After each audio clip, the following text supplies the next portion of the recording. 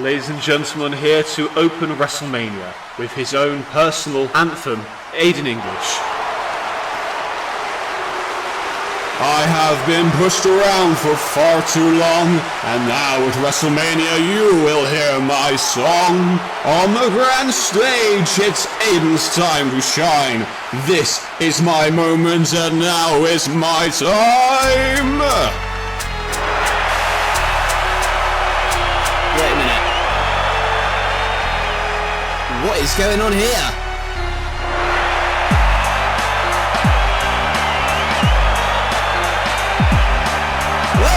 Says that now is his time, but when you listen to that music, you know that his time is up. When is John Cena coming back?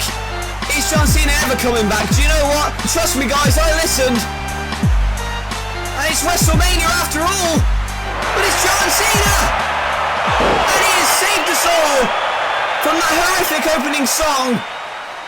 And now, what a knuckle shuffle. I don't think Aiden's going to be serenading anybody for quite a while. On the shoulders for some attitude adjustment. When is John Cena coming back? Is John Cena ever coming back? Do you know what? It's WrestleMania, so screw it. John Cena is here. And John Cena is looking better than ever. Whether or not this is just a one-off appearance, or whether or not he stays, it really doesn't matter to these fans in attendance right now, because thank God, they were spared another abysmal performance from Aiden English, and John Cena kicking WrestleMania off with a bang.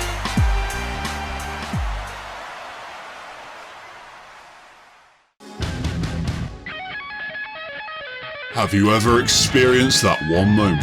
That moment when you stand in awe at the breathtaking sights that surround and engulf you. These are the monumentous events that capture you, grip you to the point that you're on the edge of your seat and begging for more. The overwhelming sensation of excitement as the world stops and you find yourself entangled in a world of passion and emotion for one spectacle. For these athletes, WrestleMania is that spectacle. Their stage, the squared circle. This is where they thrive, feeding off of the drama that ensues every time they step through the curtain. Once between the ropes, one moment can last forever. The reward for success is great, yet the price of failure can be devastating. On this grand stage, wrestlers become immortalized as legends are born. For many, this night is the culmination of a lifetime of pain and sacrifice. Careers will be made, yet for one, it could all come to an end. Artists, Olympians, phenoms, icons, champions. This is the night. 6 years of dedication, and now we have arrived. This is the grandest stage of them all. The worldwide phenomenon, NLW WrestleMania.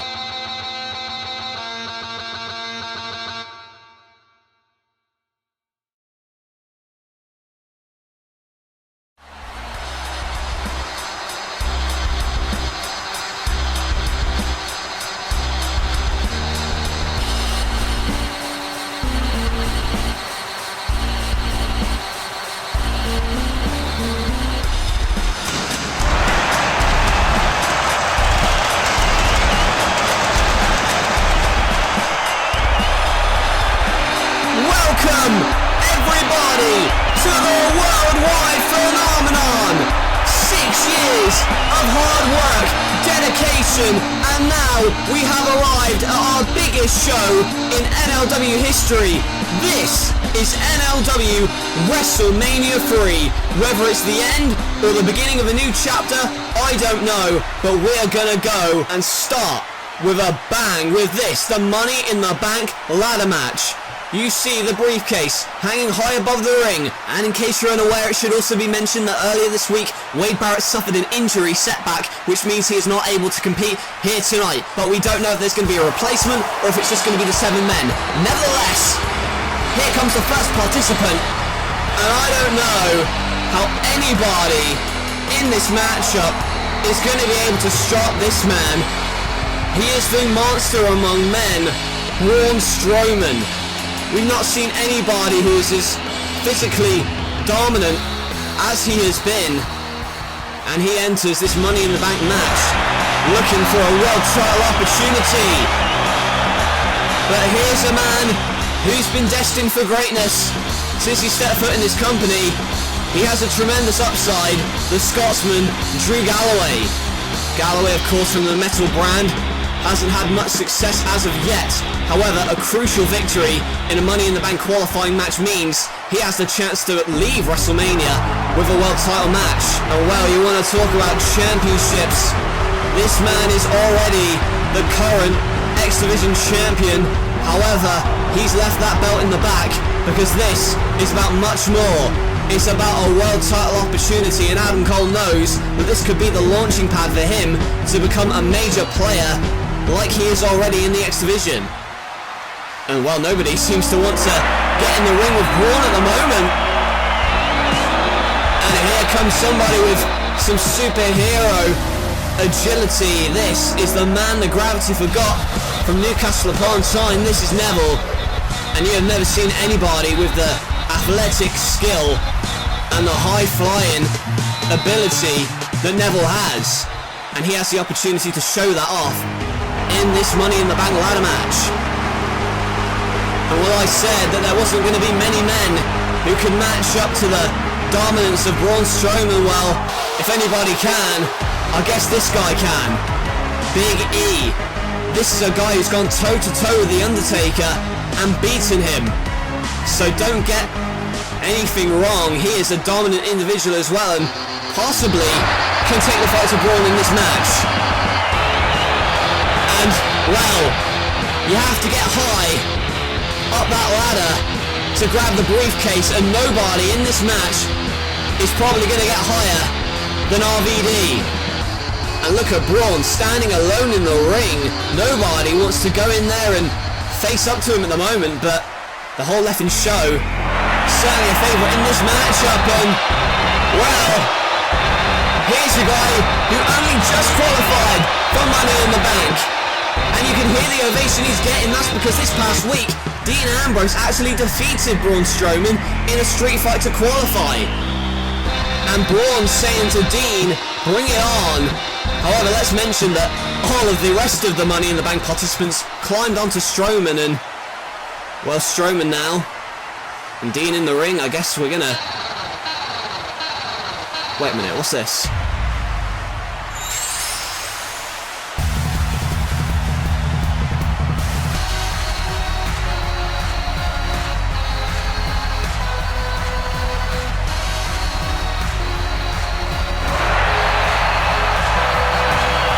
Wait a minute.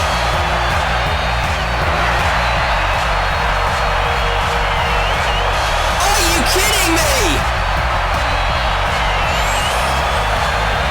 Folks, it was...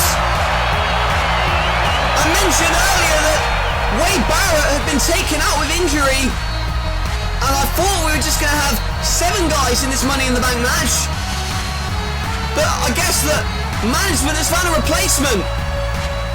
And that replacement is Tetsuya Naito. Oh my god, well, look at everybody climb on board on this matchup underway, and I still can't believe my eyes. I don't think these fans can believe their eyes. Tetsuya Naito has ended himself in this Money in the Bank ladder match, and he's the only one in the ring right now, and he punches Big E in the face.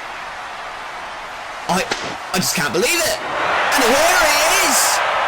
The Destino goes, but Dean Ambrose, not as starstruck as the people in this audience, brings a ladder right to the stomach of Naito, and there's the tope through the ladder onto Big E.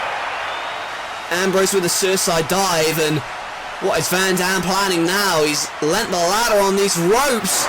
Van Dam going to fly! Oh, the tope con hero! Running along the ladder and delivering the senton. Big E, Ambrose down as well, and Neville now with that huge 20-foot ladder in the ring. He's alone at the moment. He could go and climb the to get the briefcase, but where is he going now? My god, he's on the top. And Neville! With the shooting star press off of the freaking ladder. Barely a minute into the contest, and already it's a human demolition derby out here. Ladders and broken bodies along the way. Let's take a look again at the replay. Neville on the top of that ladder delivering the shooting star press. 25 feet to the floor, outside. And there's Adam Cole with a hip toss onto that ladder to Galloway. And there's Braun with the ladder as if he needs any instrument of destruction. His hands are destruction as they are, and Neville with the springboard lands on the ladder, but Braun dumps him out. Had his hands on the briefcase, but Braun dumped him away, and here comes the double team from Van Dam and Cole, but Cole stabbing Van Dam in the back already. Adam Cole, baby, in the ring, but here comes Naito from behind with a German suplex. Van Dam in the corner. Braun's been taken out momentarily, but Naito, with the take out Van Dam, sweeps the leg and delivers a drop kick. And now that ladder, center of the ring, Naito, a huge opportunity for him. First match in the company. Didn't even know he was in the building here tonight, but Galloway looking to stop him. But oh no, look at that. He's got his leg trapped in the rung of that ladder. But look at the strength from Galloway. The belly-to-belly throw to Naito to the floor. Usually he does it from the top rope, but this time he's getting caught in the ladder, and Big E pushes over the ladder. And this instrument of destruction in the form of Big E, what's he doing now? He's placing the ladder in the corner, has him up, and the powerbomb to Galloway on that ladder. Hard steel across the body, but here comes Braun, and the monster among men, with the Dominator to Big E, onto Galloway, onto the ladder. Can anybody stop Braun? Oh, but Dean Ambrose looks like he's going to try to fake out lariat. No. Ladder right in the face of Ambrose. Ambrose may have got a victory against Braun Strowman this past week. However, it wasn't without controversy, but it did allow him to compete in this Money in the Bank match. Braun has got a hold of Ambrose, not a suplex. But Van Dam with the sunset flip. And the sunset bomb into the suplex. Manages to get the 400 pounds of weight of Braun to the floor, and now Van Dam feeling like some rolling thunder onto the ladder. Van Dam trying to take out Strowman. He knows that Strowman is the biggest threat in this match, and you can see Neville has the Boston Crab applied through that ladder by Adam Cole, and what is Van Dam thinking now? Braun in the other corner! Van Terminator! Van Terminator to Braun Strowman in that ladder! And that may have taken out the monster as Big E and Galloway dragged the massive frame of Braun away. And he's been taken to the staging area, and look at Big E throwing that staging equipment onto Braun Strowman, now the steps as well, and the ladder, just burying Braun Strowman so he cannot emerge from this match. And let's face it, all 7 of the rest of the guys knew that that's what they had to do if they had any chance of winning. But Adam Cole sees that everyone's fighting on the outside. He's got a clear path to victory. But here comes Neville with a drop kick. Drop kicks the ladder from under Adam Cole, and the X-Division champion being placed on that ladder by the former X-Division champion, Neville. Neville on the second rope, and the Phoenix Splash to the ladder to Cole's body, and Neville lost the X-Division championship a few weeks ago to Adam Cole, looking for some revenge. And now the cartwheel, but here comes Big E to tear him in half with that spear. And Big E hip tosses Neville over the top, but turns it into a Hurricane Rana to RVD. I apologise if I'm not keeping up with the action as well as I'd like to. However, there's just so much going on, it's very difficult to keep up with everything. There was Ambrose with a ladder to Big E, but Big E through the second rope tackles Ambrose, and they go crashing to the floor, taking out Neville and Van Dam. And meanwhile, Naito in the ring sets up the ladder, but a knife edge from Galloway. And now Naito, he is ingovernable, and he delivers a Tiger suplex. And Naito sees what he's done. He knows he's got a clear path now to that ladder and to the Money in the Bank briefcase. But what is this? Big E back in. And now he's taken out by Neville. But look at that, he's got his hands on the briefcase. But, oh, in the corner. He's Gallows! Gallows rolls up the ladder and takes out Naito.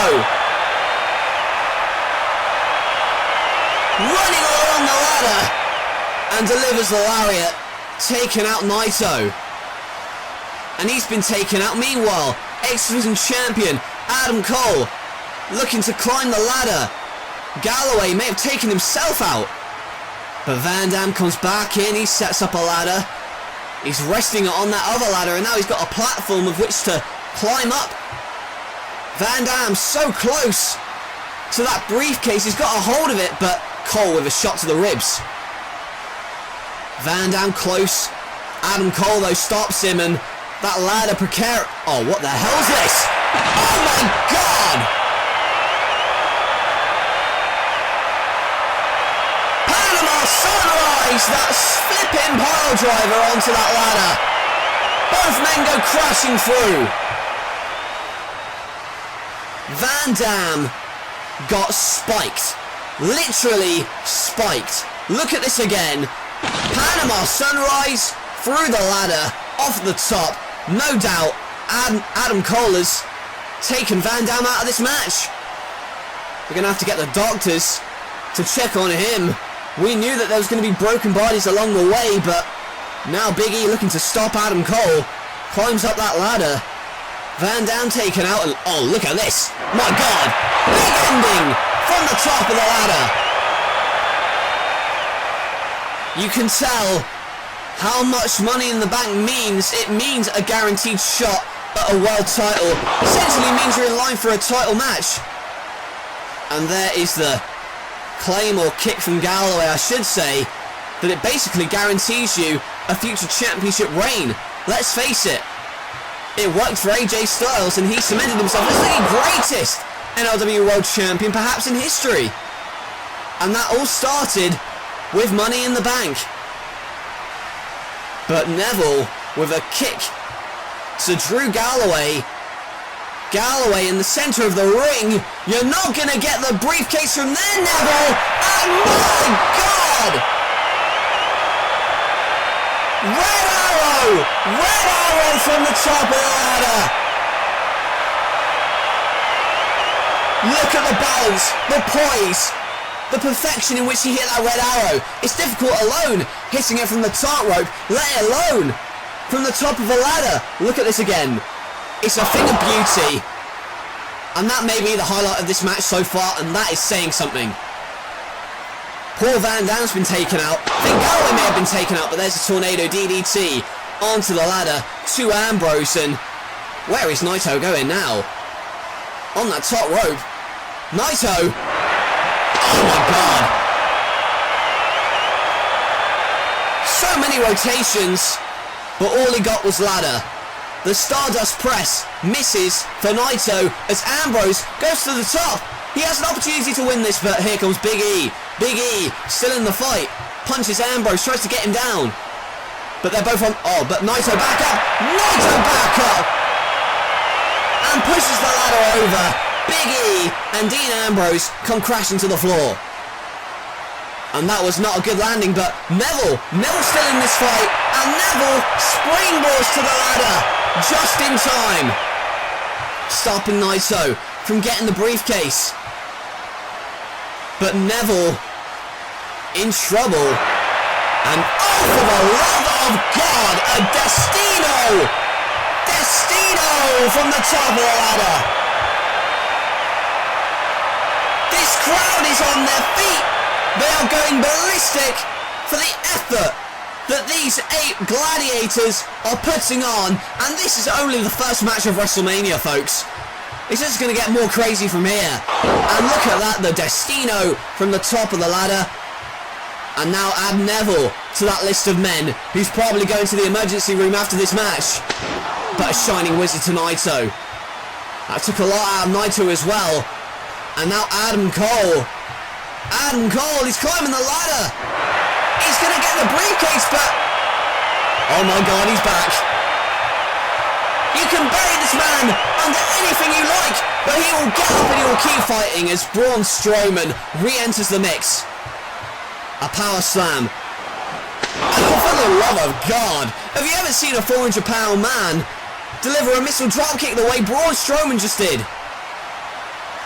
And now picks up the lifeless body of Cole and delivers the power slam. And now this big beast has a clear path to victory. Can he climb the ladder? No, he can't. And, oh wait a minute. The ladder from Galloway, and Braun's all tied up. Braun's tied up. He can't escape. And now Galloway on the top. Galloway.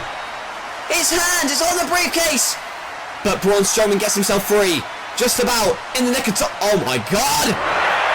Picks up the ladder and throws Galloway to the crowd. Galloway flew 20 feet through the air. Oh, Biggie thrown into the announcer's table, but it doesn't matter because Braun Strowman is about to become Mr. Money in the Ring. No! Ambrose takes the ladder. I didn't even know he was still in it. And now he's on the top. Oh my God, the pop. And he's got it. No, he hasn't. And Ambrose hanging in the rafters, but right over the ladder. Dean Ambrose, take it out.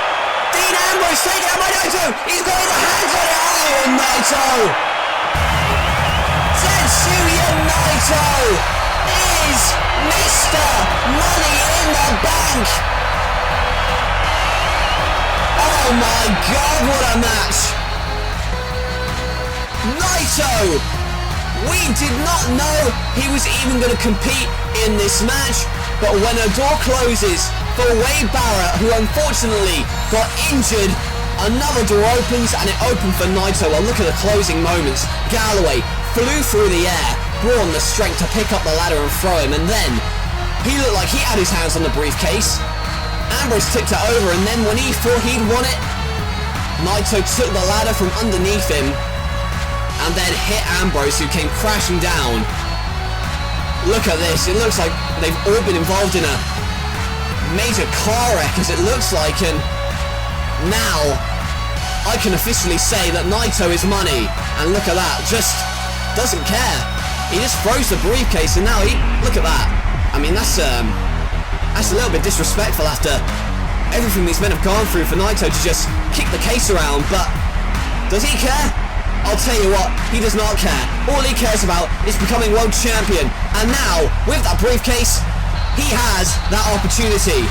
Tetsuya Naito is Mr. Money in the Bank. Tonight is the biggest night of your life. It's WrestleMania! Woo! And that means that you are gonna go out there and kick Kurt Angle's red, white, and blue Olympic ass. He says he's the greatest athlete in the world today. I am looking at the greatest athlete in the world, and he is the big dog, Roman Reigns. And when you go out there, just remember, each and every person watching at home and in that audience that boos you is jealous of you. You're built like a god. The women love you. You were born to do this. Angle may have beat Arn. He may beat me, but he is not going to be you. Take it from me, kid. This is your night. And that ring is your yard. And Kurt Angle will find out what you have taught everybody that has stepped in your way. Spare everyone. Spare no one. Woo! Well, if a speech like that from a man like the Nature Boy Ric Flair doesn't inspire you to go out there and give it your all, I don't know what will. I know that Roman Reigns is certainly motivated, but here you have a guy who is fresh and full of motivation in his own right. It is the Olympic gold medalist, Kurt Angle, one of metal's top superstars. As he makes his way to the ring, this is possibly a make or break situation for Kurt Angle. Let's not forget, he was undefeated in this company for 3 years. Only one submission loss and one pinfall loss to his name in this company since his arrival in 2014. And tonight, another loss could be devastating for Kurt Angle. But a win for this man, Roman Reigns, may just be the thing he needs to cement himself as a top star in No Limits Wrestling. And we knew that he wasn't going to come out here alone. There he is, flanked by two of the famous Four Horsemen, the Enforcer Arn Anderson and the Nature Boy Ric Flair, guiding Roman Reigns to the ring and indeed guiding his career as of late. Arn Anderson brought Reigns into this company as a mercenary to do his bidding, but since then Reigns has not lost, he has been unstoppable. Can tonight be the night for Kurt Angle to finally put a stop to Reigns' path of destruction? Angle looks at him face to face and sees Flair and Anderson. I have no doubt they're going to be a nuisance on the outside. And now this matchup underway. Flair watches on as his protege Roman Reigns gets tackled and slapped in the back of the skull, but elbows his way out. Kurt Angle's going to have to be quick, and there you see headbutt going for the Angle slam, but an uppercut away. Gets out of it, goes to the clothesline and a tilt-a-whirl to Kurt Angle. Roman Reigns has to be careful not to get too ego-driven. After all, that has been his, well, I would say his downfall, but let's face it, he's been dominant, and you can see that dominance on display. The shoulder block didn't phase him, but that suplex sure did. Goes in for the cover quickly, but a kick out by Reigns, and there's that Olympic pedigree from Angle, taking Roman over. And this rivalry all started when Kurt Angle got offended at Arn Anderson's suggestion that Reigns was the greatest athlete in the world today. Angle disagreed. And well, that was when Ric Flair came out and came to the support of Kurt Angle, but little did we know that he was actually hyping Roman Reigns all along. And Kurt Angle, look at that, pressed high above the head of Reigns, and look at the power and strength of Reigns to throw Kurt Angle in the ring like a small child, and goes back in, but look at Angle not letting up, goes right after that leg, and that ankle catches him in the ropes and now has a hold of it, but kicks out. He's going to look to go for that ankle lock that he's used so efficiently over the years. That Angle gets hung up on the top rope, and then that Samoan drop from the Samoan Reigns. Reigns off the ropes and a huge clothesline. And it does seem as though every time Reigns is on offense, the crowd erupts into boos, but look at that. He got dropped to hold into that bottom rope, and again, there's the first of what I'm sure is going to be many German suplexes for Kurt Angle. You saw the viciousness of Angle, and now go for the ankle lock again. He kicked the rope into the face of Roman Reigns, but Reigns comes back at him with a thunderous clothesline. Such a powerful individual. It's no wonder why Reigns and Flair have endorsed this guy. And now the gut wrench suplex goes for a second and beautifully rolls through for a series, a trio of rolling gut wrench suplexes. Reigns now measures his man. Angle stumbles to his feet, and a slap was enough to wake up Roman and the Beal across the ring. Kurt Angle has only lost twice. Is he going to suffer another loss tonight? He's going to make sure that he does not with that snap belly to belly. Reigns on the outside, but look who's on the outside as well. There's Ric Flair to try and distract Angle. But the Olympic gold medalist on the floor. Oh, look out! He's got Flair by the hair. But in comes Roman Reigns with that drive-by dropkick. Angle got distracted, and to his detriment, got taken out. Look at this! Reigns distracting the referee, so that Flair and Arn Anderson with that double A spinebuster can take the fight to Angle, and now hooks the outside leg, but a kick out by Kurt. Reigns distracting the referee as if he needs the help of Anderson and Flair, but now gets him up, and the power of Reigns with that sit-out powerbomb. A vicious chop from Ric Flair to Kurt Angle, and then the spinebuster on the floor mean that Angle is in a groggy state. Goes for the Superman punch, but blocks it, and a German suplex. Back to their feet, another German suplex. Goes for the trifecta, and that one lands Reigns right on the back of his skull. The big dog is more like a whimpering puppy at the moment. He's just had his neck compressed. Flair and Anderson. What the hell is Kurt Angle thinking? Not often we see him go to the top rope. What's he planning? Oh my god! 450 from the top rope, but Kurt Angle didn't realise that Roman Reigns had the knees up. And now Reigns with that Superman punch. Such weight behind it. And Kurt Angle, no amount of Olympic achievement is going to save you from this spear. Reigns runs out in full force, but a leapfrog. But goes for the German, but Reigns tries to get to the ropes, but a roll through. Rolling German suplex, but there is Arn Anderson to put Reigns' foot on the rope. Out of the view of the referee. That could well have been all. An Angle not happy. In fact, he is pissed off at all this interference. Goes to the Angle slam, but ducks behind, and there is the pump handle suplex. Had the arms held and hooked him to deliver an overhead suplex, and again, Angle is down. We know that Angle is a talented performer, but is it time for him to be usurped at the top of the food chain by Reigns, and Reigns adding injury to insult and insult to injury, using Angle's own ankle lock to try and get a submission. This is just in poor taste at the moment, but Angle rolls through. Angle hooks the ankle and the entire leg, grapevines it. Roman Reigns in the centre of the ring. He may have to tap out, but there is Arn Anderson again. Anderson again, pushing that bottom rope closer towards Reigns, and he gets there. And I don't know how long Angle's going to be able to put up with this without going completely ballistic. Oh man, that's my own question. There's the drop kick to Wyatt. Oh, look out! Here's Flair! And the Angle slam to Flair while the referee was checking over on. Flair got taken out. And Reigns also gets taken out with that belly-to-belly throw. Suplexing Roman Reigns across the ring. And it may be time for Kurt Angle to prove once and for all he is the greatest athlete in the world. And he moves lands on his feet and a Superman punch.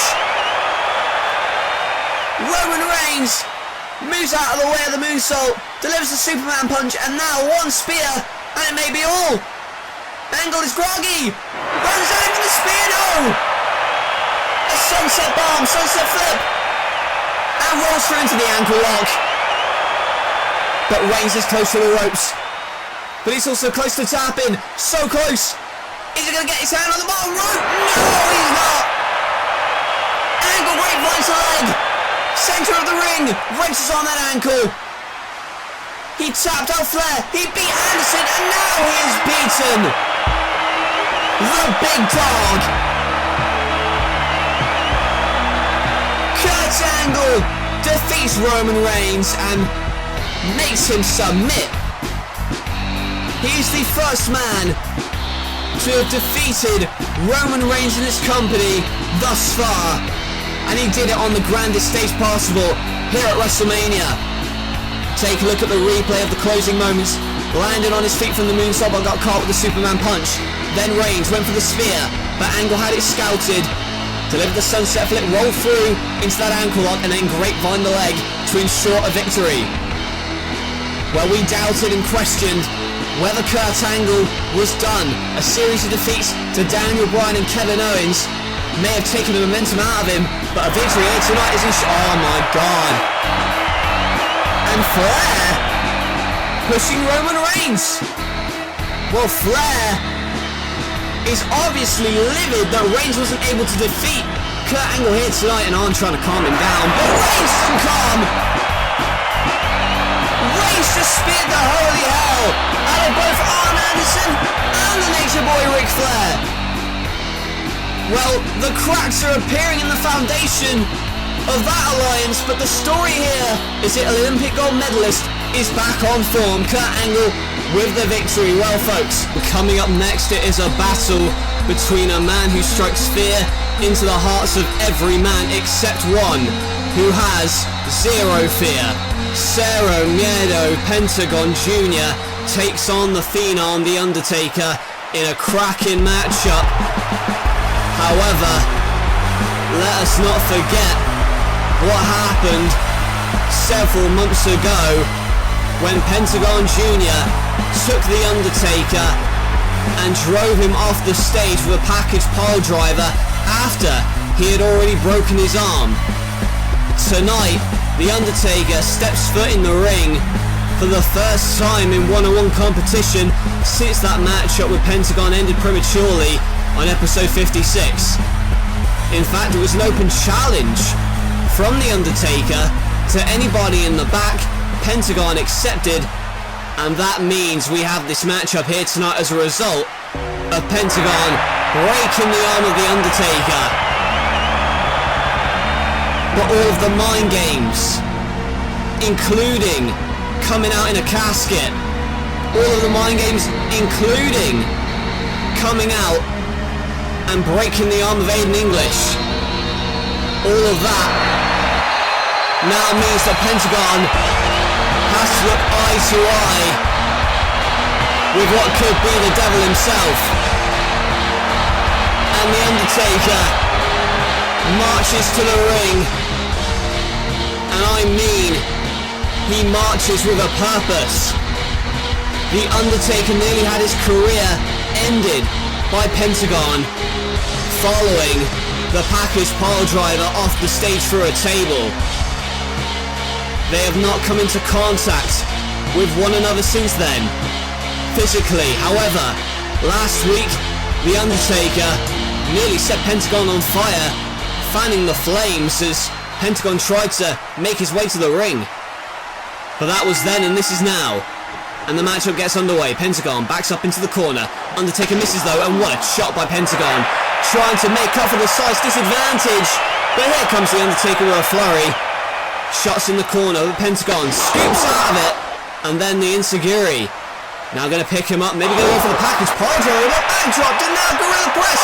No DDT! In for the cover, but a kick out by Taker. Pentagon tried to get the win early.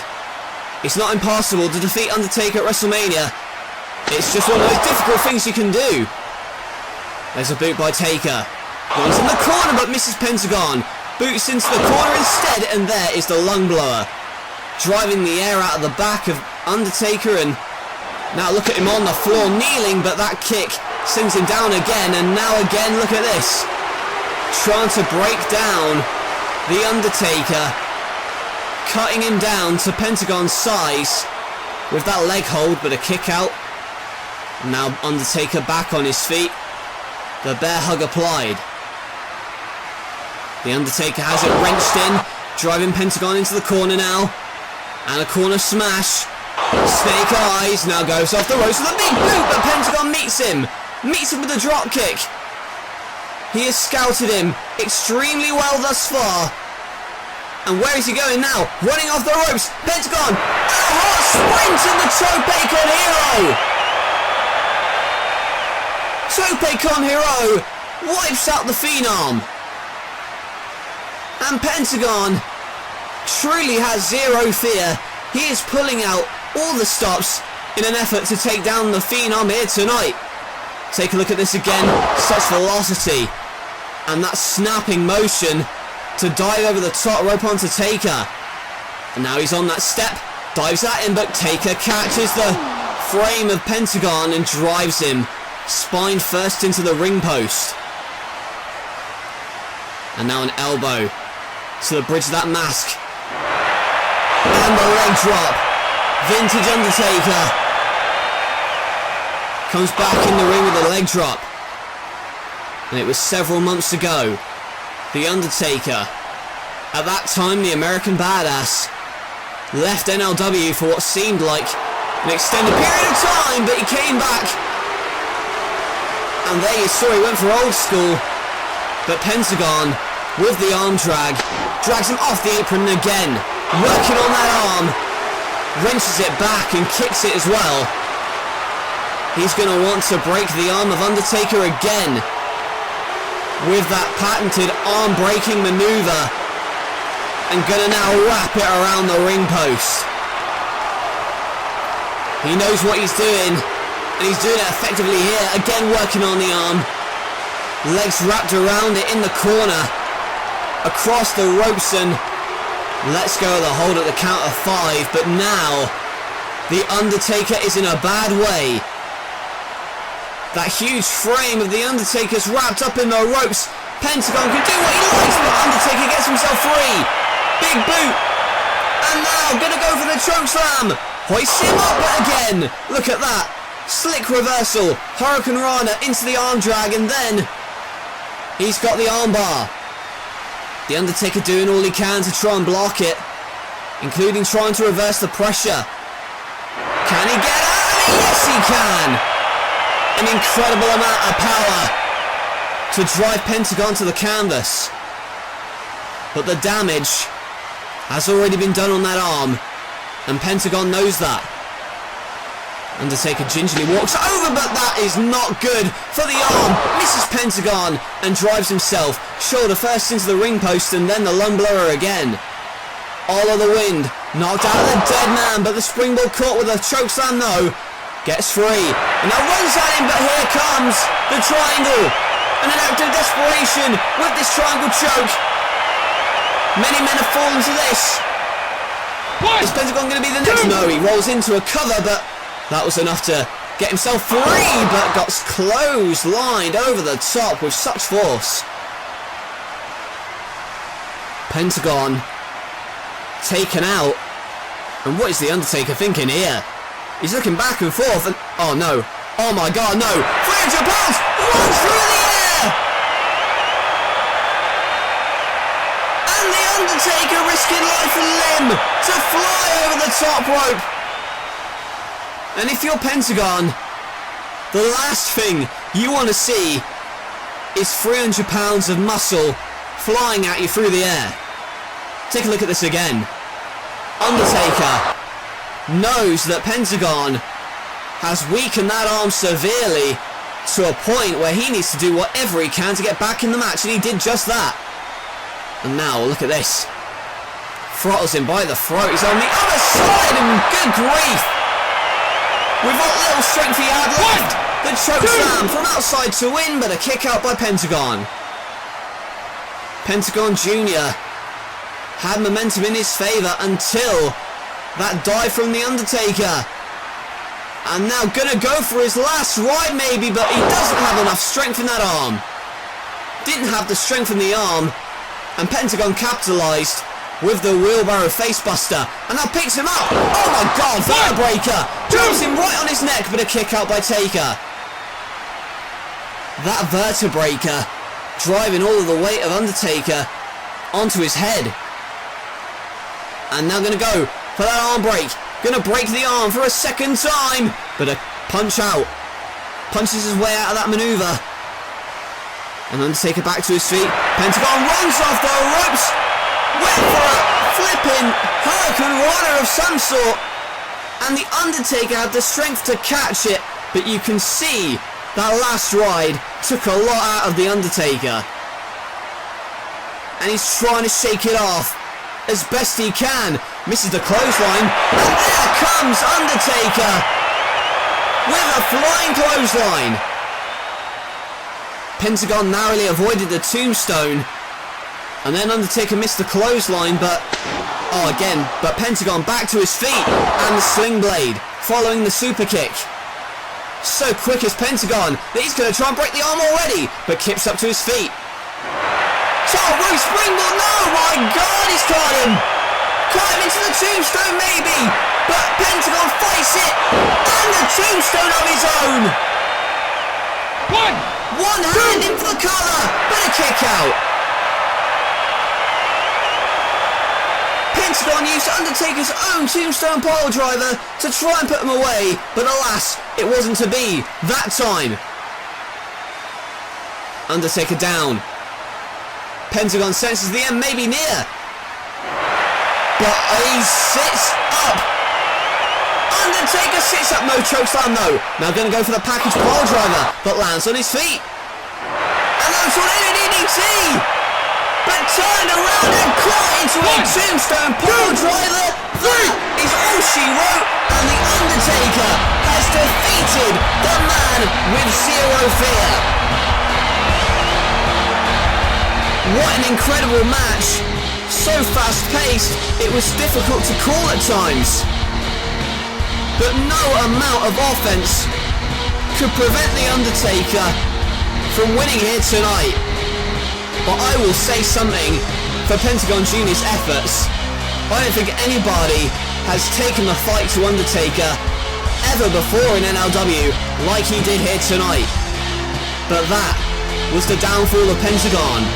That tilt-a-whirl DDT was caught by the Undertaker, and then it was the tombstone pile driver that put away the man with zero fear. Well, what a comeback story this is. From a man who walked out of NLW on episode 50, returned as the dead man that we all know and love, and now he returns to WrestleMania and puts away his fierce rival in the form of Pentagon Jr. Pentagon gave it all he had, but the story here tonight is that the Undertaker is back on top of the mountain. And there you see somebody who's also looking to claw his way back to the top of wrestling, Bret the Hitman Hart. Up next, he is in for a fight against the Swiss Superman Cesaro. But is Bret Hart ready for what the King of Swing can dish out here tonight? I guess we're going to see as this match progresses how well Bret Hart is going to be able to climatise in his first match in, well, several years certainly. And he's got a tough task against the Swiss cyborg Cesaro, the King of Swing, the man who uppercuts you into oblivion. And he comes out now to a roaring ovation. In my opinion, Cesaro is the most underrated wrestler in the world today. And in fact, he's fairly underrated here in NLW as well. Last month, in fact it was a couple months ago now, Cesaro faced Brock Lesnar, and nobody up until that point had posed such a challenge to Lesnar as Cesaro had done. Of course, he was unsuccessful on that night, despite Bret Hart giving him some encouragement and advice. But that, you see, is why we have this matchup right now. Bret Hart wanted to mentor Cesaro, not because he felt obliged and wanted to help him. He just wanted to have his voice heard to try and, well, butt his nose back into wrestling again. And since then, Bret Hart and his encouragement or lack thereof has fallen under deaf ears by Cesaro, and Cesaro was sick of Bret Hart saying that he wasn't enough as he was, but Cesaro felt that, well, he had nothing to prove.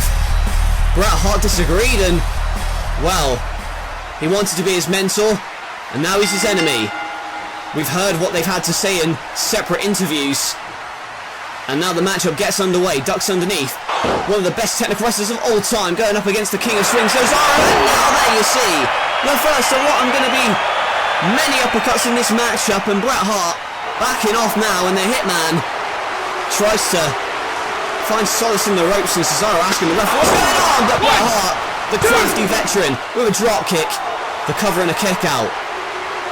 And the fans not happy with Bret Hart's whining and complaining as of late, going to go for a suplex, but Cesaro, oh my god, one arm, look at the power, the delayed vertical suplex.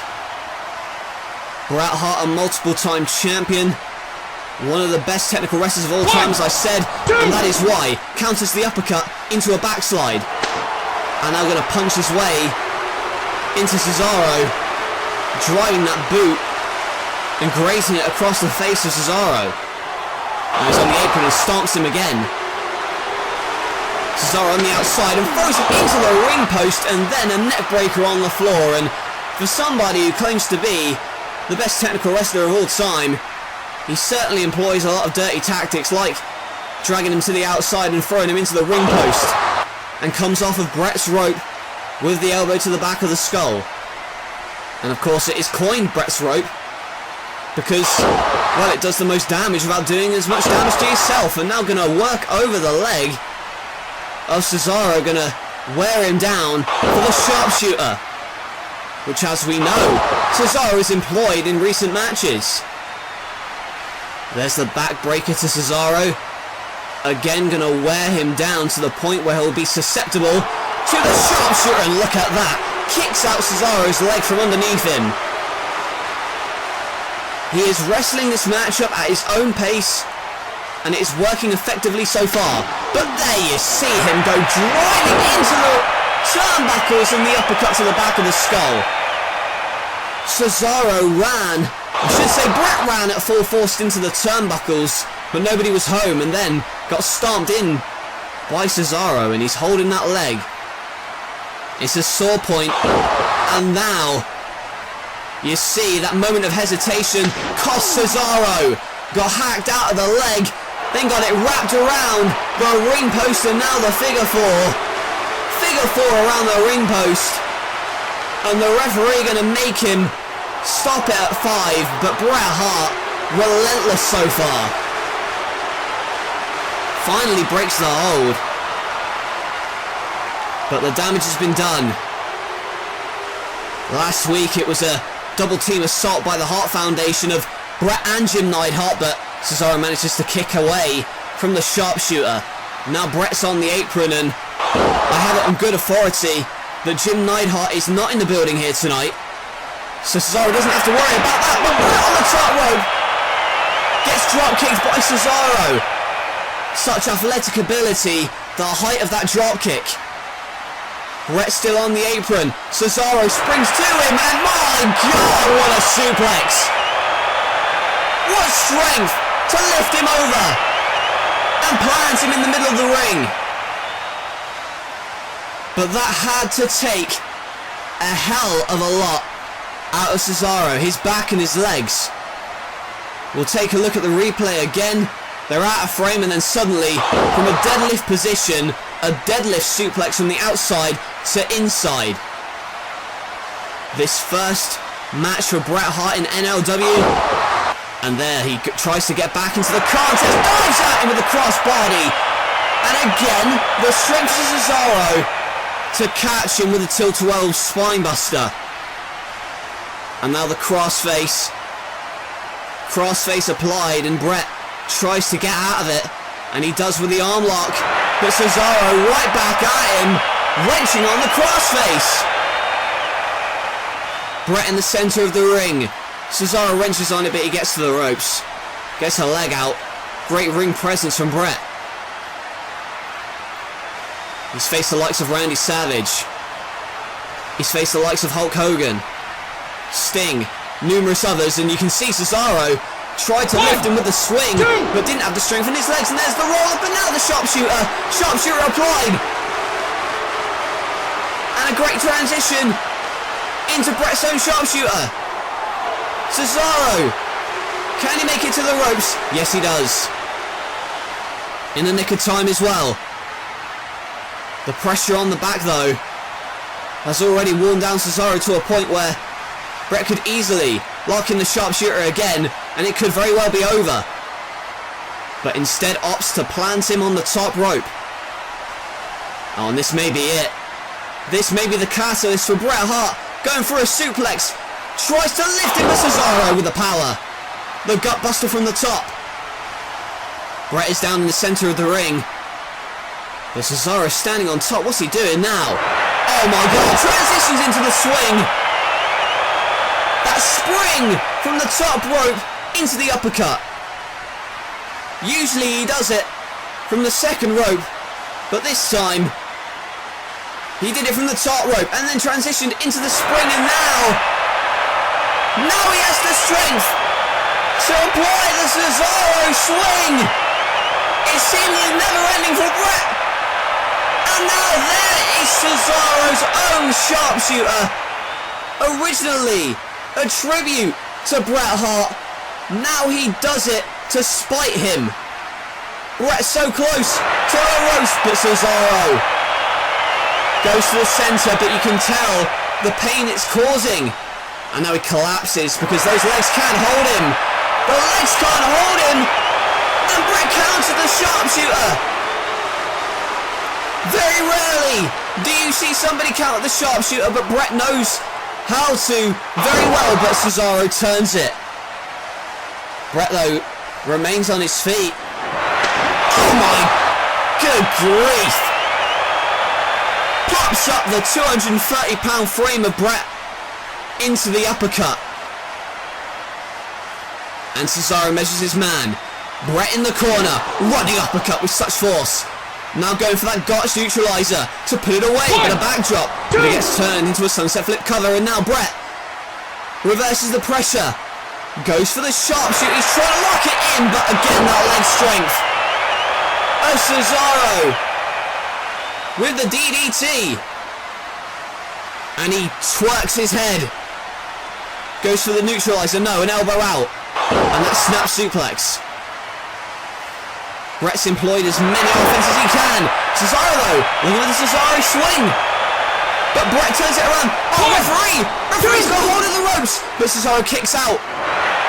Just in the nick of time, and the uppercut to the back of the skull. And that picks him up.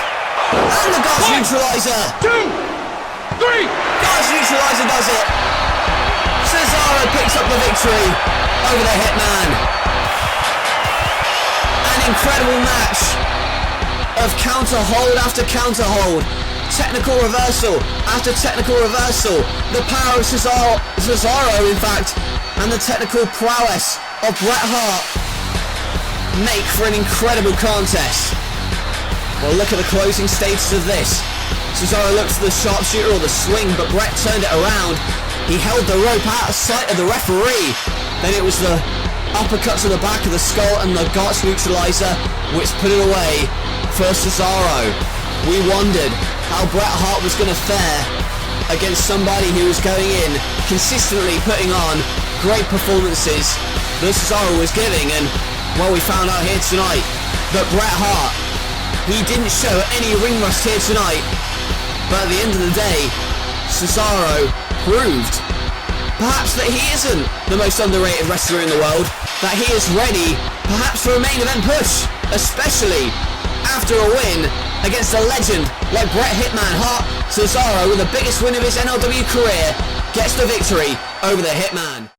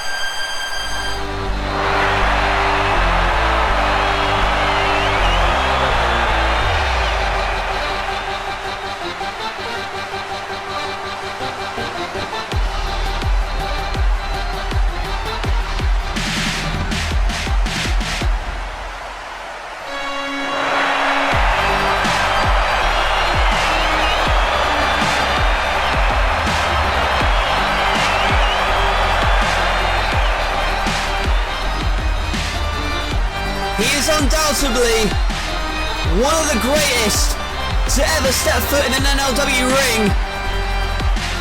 This man is Shinsuke Nakamura. And folks, if you doubt this man's abilities or doubt his performance in a wrestling ring, I urge you to pay close attention to this match, because here tonight, this is the biggest match of Shinsuke's career thus far, in my opinion. And I'm sure that Shinsuke could say the same, because he has the biggest challenge on his hands here tonight in the form of the Beast Incarnate, Brock Lesnar. The powerful music thunders across the arena, and now here comes the pain. for Shinsuke Nakamura. This is as much about revenge as anything else, because it was Brock Lesnar who eliminated Shinsuke Nakamura from the Royal Rumble after he had already been eliminated himself. And then it was an F5 onto the ring post and an F5 onto steel steps that delayed Nakamura from competing in an NLW ring. But he returned with a bang immediately to seek out Brock Lesnar, and over the past couple of weeks they tried to get the upper hand on each other, but tonight it is finally legal. They're in a one-on-one here at WrestleMania, and picks the leg to Shinsuke and a kick away by Lesnar, the powerful brute. But there's a knee to the gut of Lesnar, and Lesnar comes off the ropes with a clothesline. Again picks him up, and the power of Lesnar on display right now. Gonna try and manhandle Shinsuke Nakamura with those shoulder blocks into the corner, and again throws him halfway across the ring. But a drop toe hold by Shinsuke. Goes to the boot but misses. Lesnar back up but spears Shinsuke down, and a ground and pound from the former UFC champion, but oh my, look at this. Now gonna bite the shoulder of Brock Lesnar, and a boot to the spine takes him over again.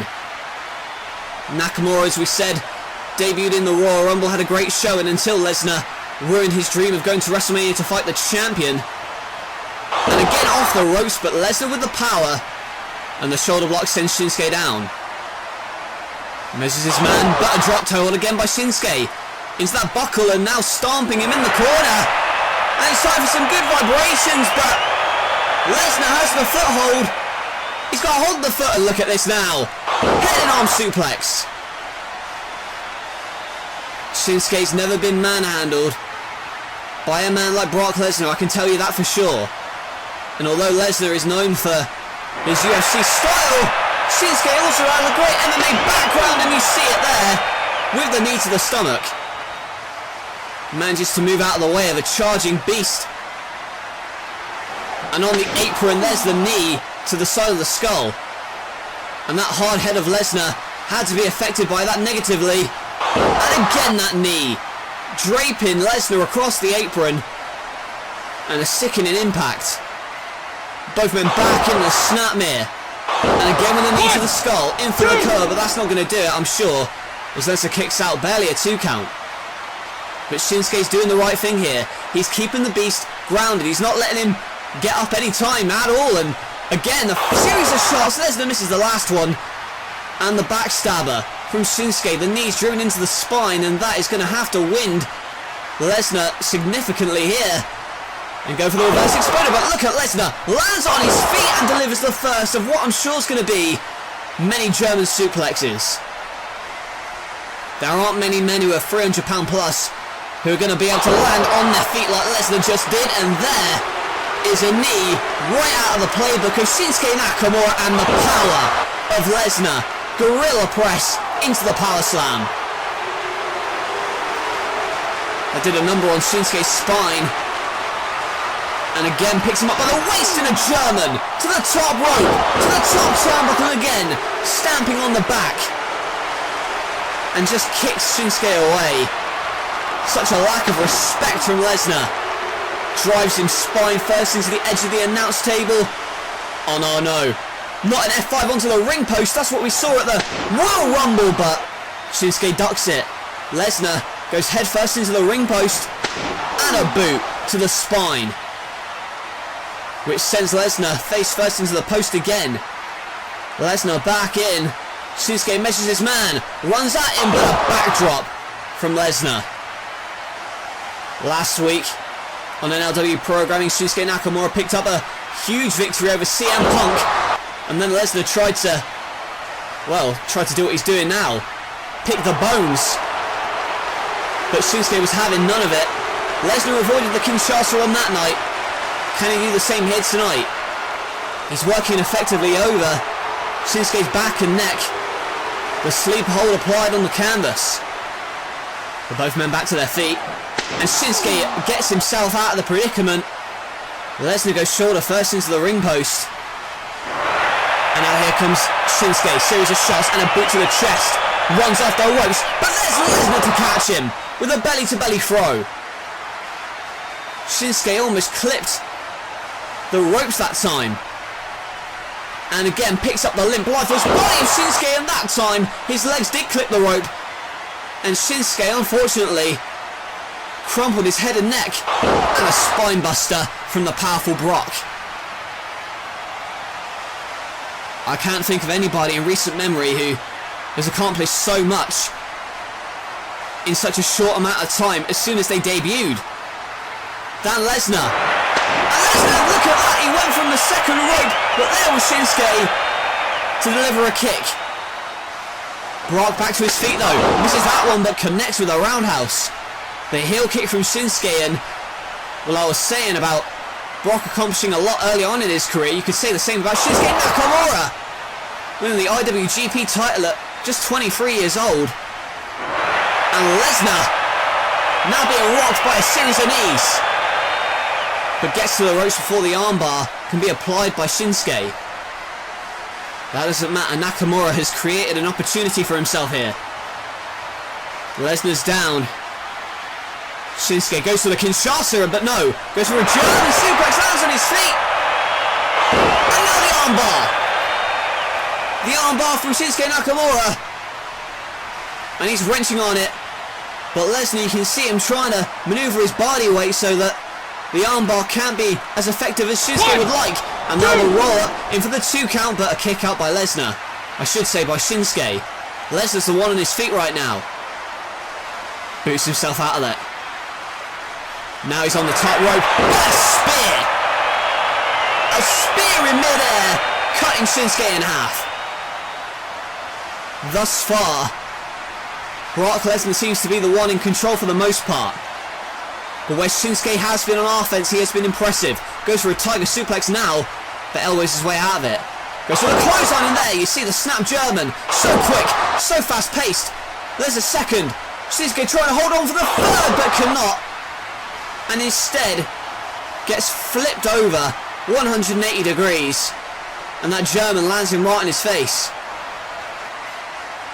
Now may be the time for Brock Lesnar to put it away, much to the chagrin of the audience here tonight. F5 coming up, but a DDT.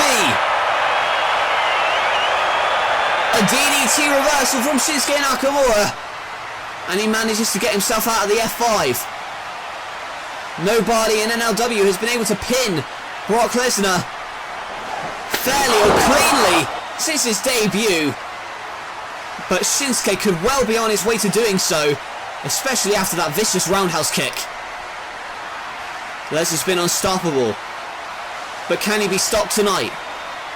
We're about to find out, but Lesnar catches Shinsuke with a powerbomb, and in for the pin, but goes for a second. Picks up Shinsuke, but sunset flip may do it here. The kick out. Now has the wrist lock. Contained, goes for a clothesline. And a slick transition into the armbar.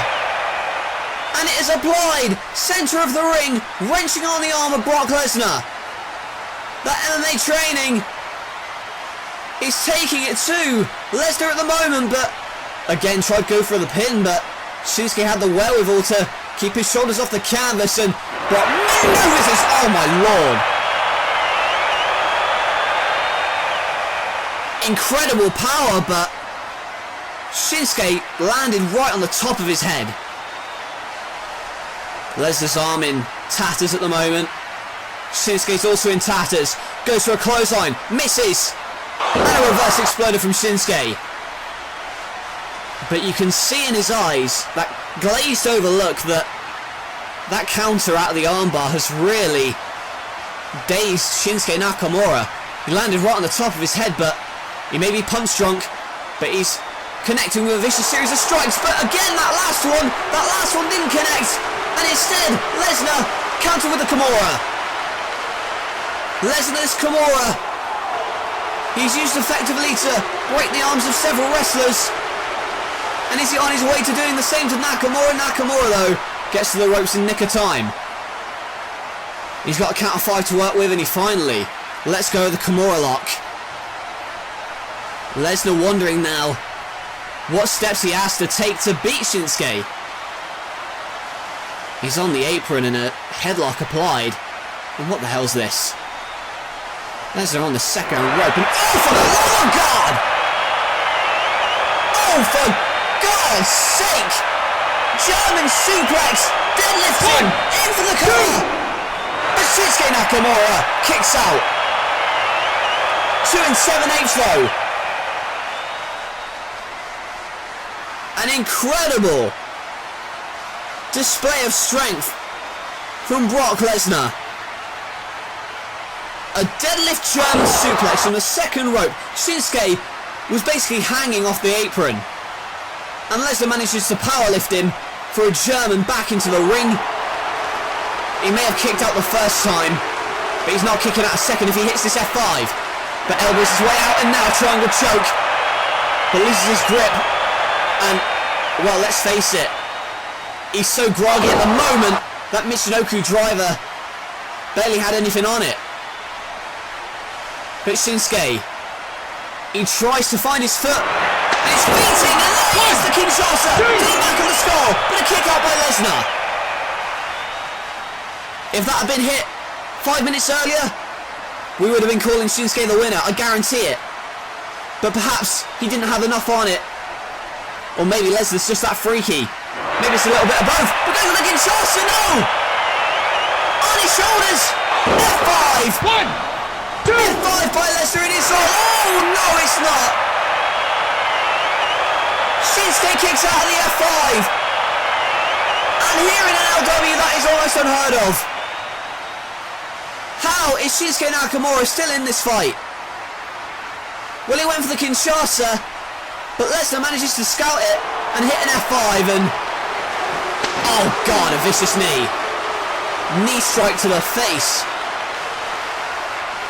A Kamigoye in. Lesnar, after Shinsuke kicks out the F5, he's wondering, what do I have to do? And is he actually... what's he doing? He's going to the top rope now. Shinsuke in the center... what the... holy shit! Oh my God! Shooting star press! But Shinsuke now has the triangle! Gunwater shooting star press from a 300-pound man, but he got caught and turned into the triangle choke. But now Lesnar back on his feet. Oh, look at that again. Strength picks him up. Shinsuke though lands on the apron, and again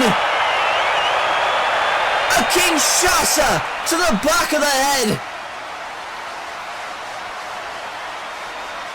For the love of God, won't. Oh, look at this again. Somebody's going to have to stop this. Lesnar may have broken his neck.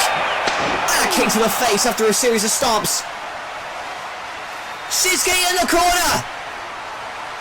Lesnar's down. Lesnar. Groggy. Kinshasa. 1, 2, 3. Shinsuke Nakamura defeats Brock Lesnar here at WrestleMania. Well, there were times where I thought these men would literally kill each other if it meant they could beat each other some more. Shinsuke wasn't gonna stay down. Lesnar was just as defiant.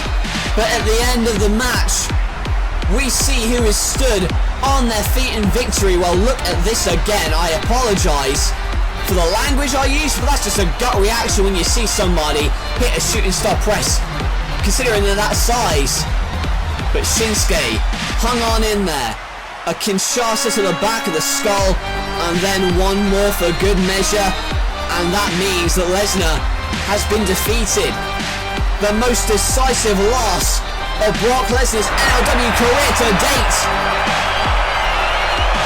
Shinsuke Nakamura came in with all the hype in the world.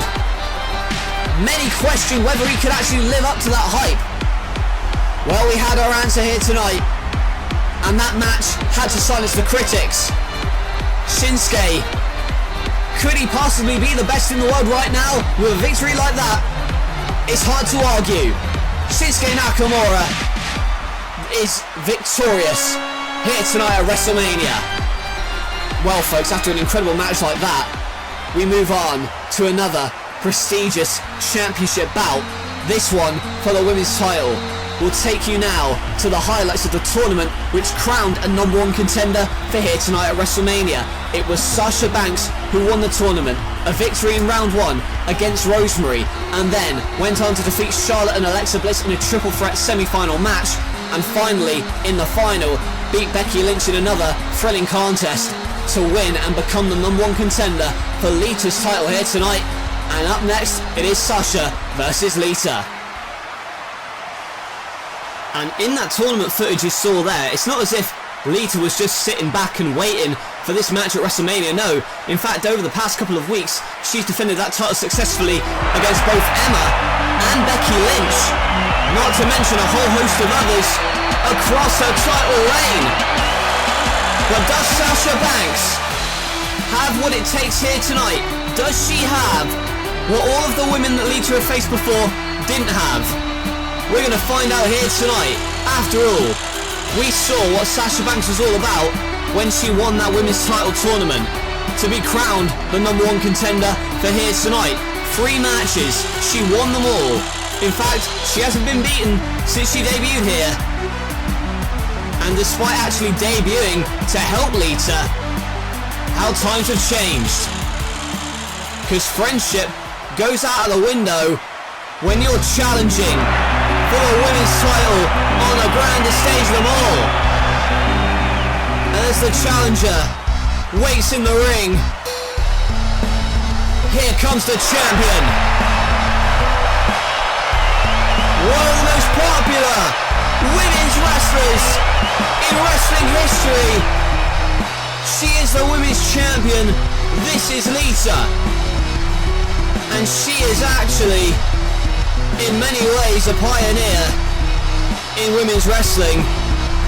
A lot of what you see today, the more high profile women's matches, are down to Lita breaking down those barriers. And it's not just PR me saying that, it's true. Lita's the women's champion. She's proudly held that title since she beat Charlotte Flair to win it. And now tonight, in another title defense against Sasha Banks, kicks her off the ropes, in for the cover and a kick out, but another roll through, and again the roll through, Banks with a cover, and now Lita with a cover, and now bridge up, but blocks the punch and a punch of her own from Lita. Lita on the second rope, goes for the sunset flip, but Sasha tries to hang on, and look at that, reminiscent of a Masquerade Dorado with that sunset flip reversal, and now the headlock from Lita. Oh, now go for the bank statement. But Lita gets to the ropes in the nick of time. And Lita, she's had to defend the title against Charlotte Flair. Oh my God! Well, look at that. Sasha went for the drop kick. I'm caught in the trio and then the drop kick. Lita's defended the title against Charlotte, Trish Stratus, Alexa Bliss, Becky Lynch, Emma, you name it. She's faced them and beaten them. But is Sasha Banks going to become another name on that list? Looks that way after that side Russian leg sweep. But of course the experience edge goes to Lita, but Sasha Banks is young blood at the moment, and you saw there, pulling that arm into the ropes, and again, the basement drop kick working over the arm. Sasha Banks, a master of manipulating joints. As you can see now, the elbow of Lita on the canvas, and stomps away does the boss. And she is bossing this title match right now with that backstabber. And now the choke. The referee's going to have to check that it isn't a choke. Hands across the face, cutting off the air supply to Lita. And on her shoulders, driven into the turnbuckle. But a boot up by Sasha. And now up for the powerbomb, yes! But you could see how much that powerbomb took out of the arm of Lita. Certainly isn't going well for her at the moment. And again, Sasha whips the arm away, and a crushing forearm into the corner. Lita now prone. Are we going to see the double knees in the corner? No. On her shoulders. And now leg scissors and the knees driven into the turnbuckle. Sasha planted Lita face first. Now on the other side. On the top rope in the knees. And not even a kick out. didn't have the wherewithal to kick out, instead a leg on the rope, and that's the champion's instinct right there. Lita though holding her back after the knees in the corner. And the heads, oh good grief! Do you see the neck snap from the reversal from the Hurricane Rana, and the clotheslines out Sasha. But that leg scissors takeover, Sasha got hung up on the top rope, such whiplash, and now the crossbody. Lita wastes no time taking out a challenger. The boss may be about to make redundant at the moment. She is being thrown over the barricade, but manages to keep on her feet. She's in the crowd now on the other side of that barricade, and look at this! Incredible athleticism with a Hurricane Rana running over the barricade. Lita is just holding her head and her arm, and now Sasha again working over that arm. I'm going to trap it between the ring and the steps, and drop kicks the arm into the steps. Sasha manipulating the arm so that she can hit the back statement later on in this matchup and get a submission victory. But Sasha risking life and limb with a suicide tope through the second rope. Sasha has been known to take risks, and if there's any time to take a risk, it is here. The biggest stage possible, WrestleMania, with the women's title on the line. Gonna throw Lita back in, but look at this again. Running off the ropes and comes through the ropes with a tope suicida. And now gonna try and get that back statement locked in. Maybe gonna go for an arm drag up top, but Lita manages to push down Sasha Banks. And on the second rope, and a Hurricane Rana Frankensteiner from the top rope. In for the cover, but doesn't have the strength to hook the leg, and that cost her because Sasha kicks out. Didn't have enough strength in the arm to hook the leg of Sasha Banks, and that is going to cost her, I'm sure.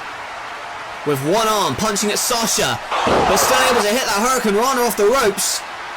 Sasha dazed. In for the suplex and a cover. Arm across the face as well. She's trying to get the momentum back on her side. After all the damage has been done, goes for the DDT, but a Northern Light suplex. Beautiful bridge, and a kick out, no! Another bank statement maybe, but an elbow out by Lita. Champion knew what was coming, and a DDT! And the clothesline from Sasha Banks got turned around into a DDT, and I've never seen that before.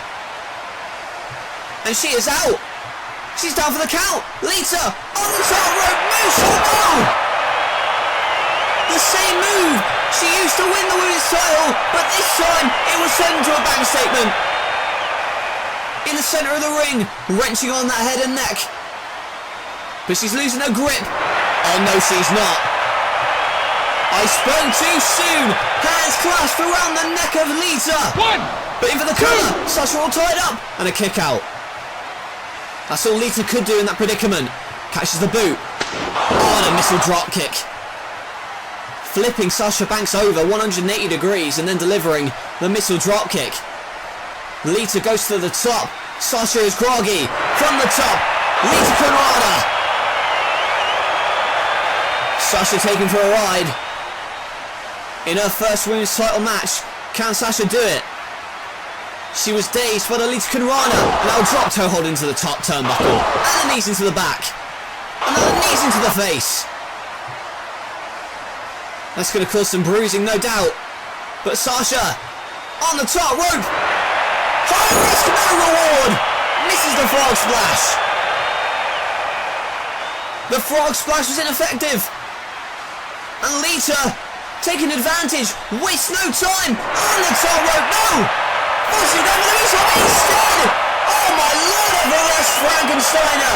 Reverse Frankensteiner, and now arms clasped around the neck in the centre of the ring, and Lita tabs. Lita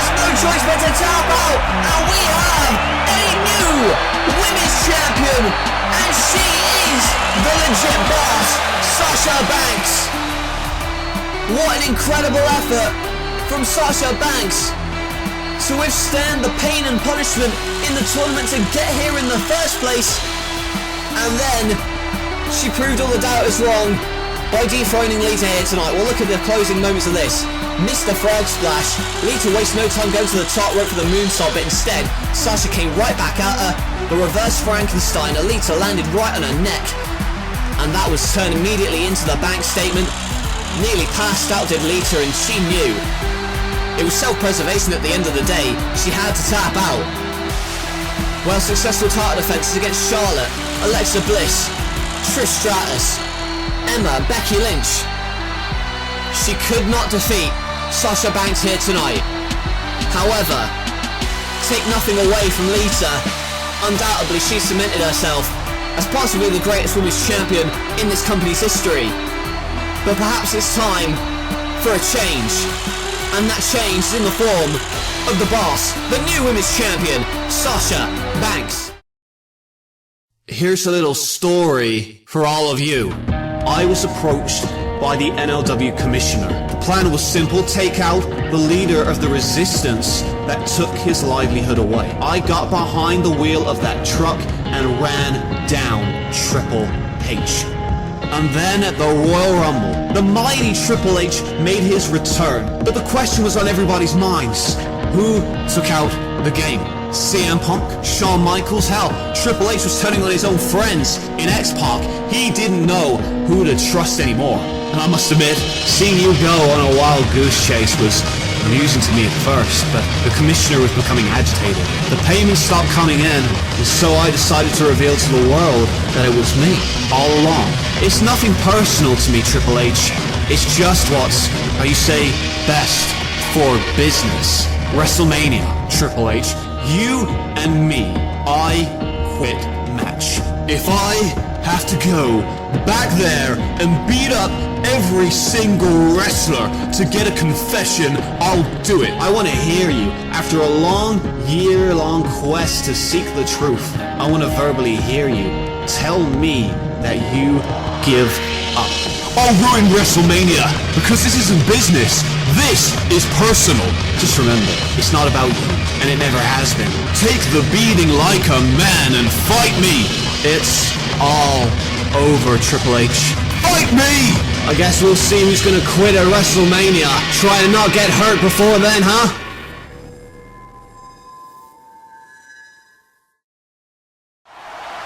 And that has led us to this point right now here tonight. Finally, it's going to be settled. An I Quit match between Triple H and the man that ran him down. The prize fighter, Kevin Owens. It was a couple of weeks back that the man behind the whole orchestration of this elaborate setup, the commissioner, was bloodied and battered in the parking lot. And all that was left, apart from a bloody windshield, was a sledgehammer. So we know what this entire situation has done to the psyche of Triple H and what Triple H is capable of. If he did that to the commissioner, just imagine what he's going to do to Kevin Owens here tonight. The crowd is certainly amped to see this man back in action on pay-per-view again. This is the first time that Triple H has appeared on pay-per-view since last WrestleMania. And that was the catalyst for why he was ran over. He ended the commissioner's spell in power along with Team NLW. And that is why he hired Kevin Owens and made the deal. And, well, we heard what Kevin Owens had to say about the whole situation. He explained it in detail on episode 45 of Metal, but right now, the time for talk is over, as you can see, with that super kick, kickstarting this I Quit match into the post goes Triple H, and then sent into the announce table. And here comes Triple H, series of shots. Remember, no disqualifications, no countouts. Only way to win is to make your opponent say, I quit. Just two simple words. And now Triple H choking. Kevin Owens with the camera cable, but there's the ring bell. Off the skull and again.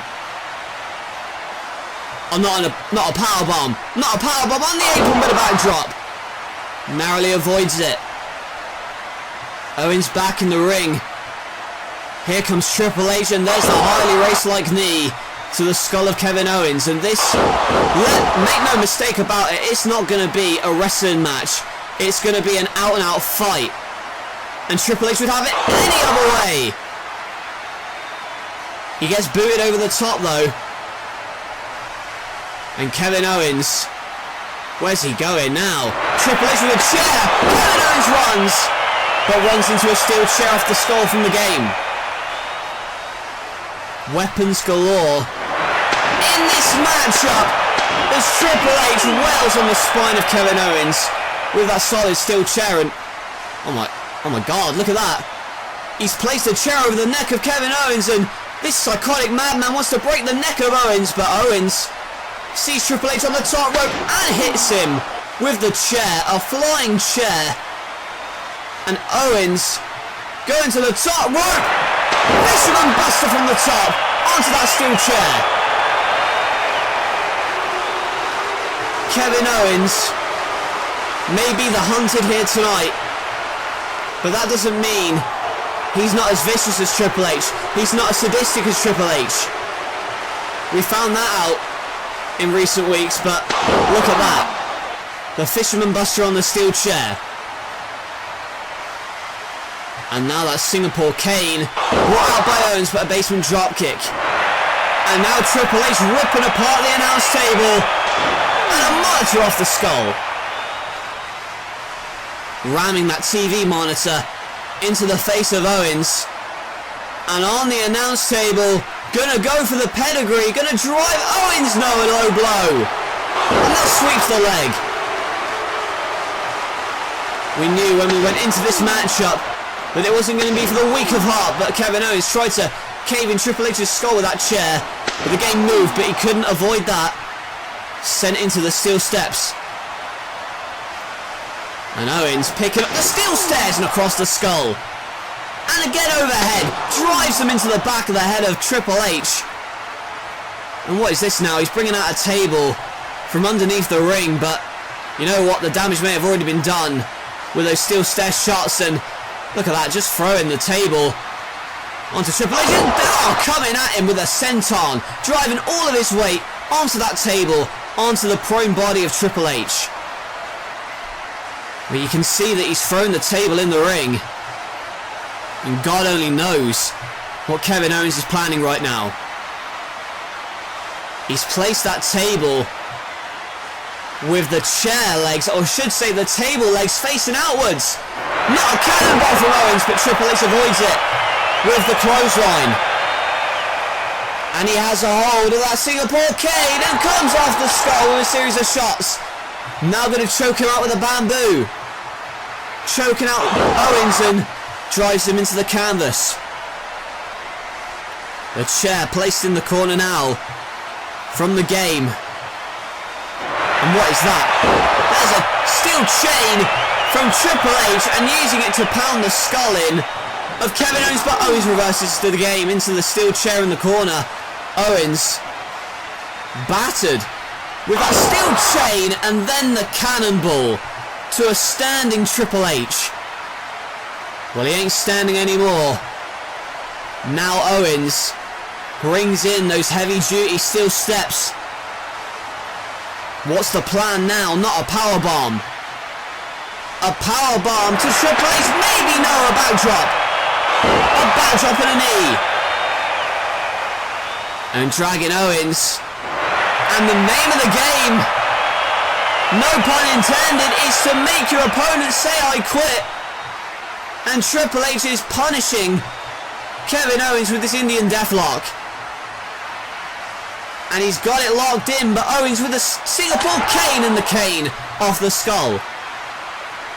But a back elbow. Misses the punch though, it has him blocked.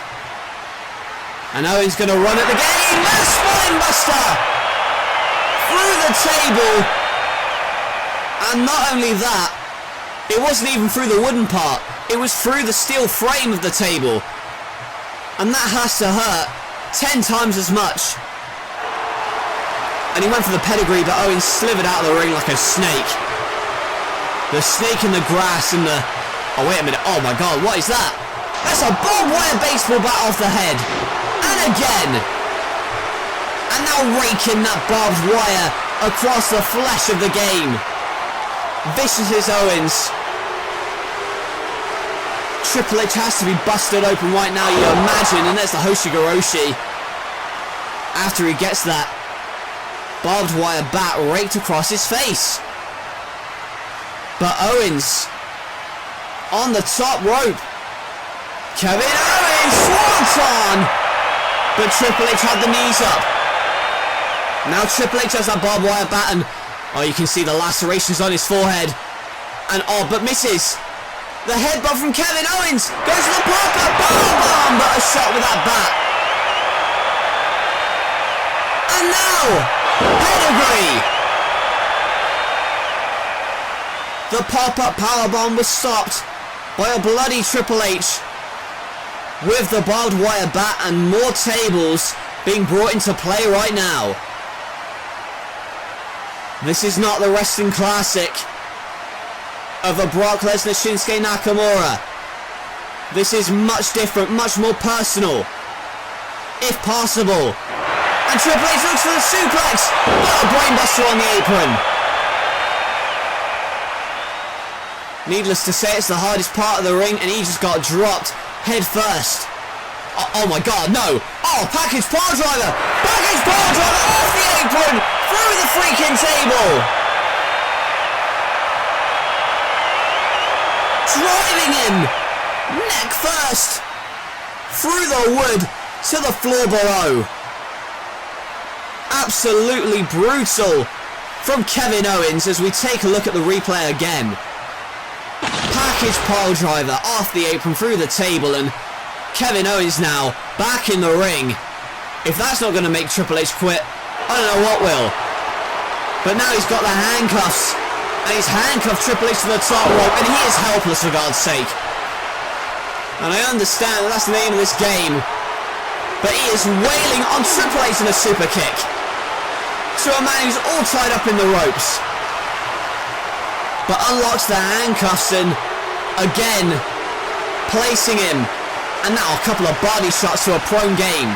Triple H helpless. Game, it's a simple choice. One, you say you quit, or I beat your ass with this cane. What's it gonna be? Well, I guess we had our answer, and now wailing across the body of Triple H. He spat in the face of Kevin Owens, defiantly not quitting. Oh, but a low blow out of desperation. And look at that strength to lift his arms free. But he's still handcuffed and couldn't defend himself from the kendo stick. Now he's lying back on the table. Owens gonna run off the apron. Senton misses, crashes and burns through the table. But Triple H still the proverbial crimson mask upon his face, and I think he's managed to unlock himself from the handcuffs. He's managed to get himself free at least. But those body shots were, well, they were something else. Well, we'll take a look at the replay of this. The move that got Triple H back into the contest. Owens misses the senton off the ropes, I should say off the apron, and crashes and burns. And what is this now? Triple H with a black bag. What's this about? Oh my God. That's thumbtacks. Not going to go for a pedigree on the thumbtacks, but a backdrop by Kevin Owens. And Owens back to his feet, and so's Triple H, but a punch by the game. And now he's on it. Oh, for the love of God. Oh my God. Pop-up powerbomb onto the thumbtacks. And oh, there you see him. Had enough yet, Hunter? Triple H, you quit right now, or I'll cave in your skull with this chair. Well, Owens threatening Triple H, and a chair shot to the skull. Triple H, well, he's a human pincushion. Right now, those pins and tacks sticking out of him, but Owens Had him locked in the handcuffs, but now he's biting him in the ass. He's getting choked out by those handcuffs now, and Triple H, handcuffed, delivers the pedigree on those steel steps. Triple H wasn't going to quit with a couple of tacks sticking into his skin. Now he's going to try and free himself from those handcuffs. He's got the key. And what is the plan now? What do you do if you're Triple H? And Owens is locked. Owens has been handcuffed to Triple H, and he can't run. He can't hide. He's being pummeled and now choked out by a man who's covered in blood, by a man who's got tags sticking out of him. He's being choked out by Triple H, and this may be the final straw for Kevin Owens. He's got a hand on that chair and now stomps on it. Stops Kevin Owens from getting that chair. Hunter, please. I've had enough. What? I'm done. I'm so sorry. I've made a dumb mistake. You're right. You need to deal with the commissioner. You've already done that. He made me do it. Owens? I just wish you could forgive me. He's begging. This is entirely out of proportion. He's begging I used my Triple family H. to cover for my actions in a scumbag move. It was never worth it. I'm so sorry. Just... Oh no, he swerved. And the pop-up powerbomb to a handcuffed Triple H onto the steel steps.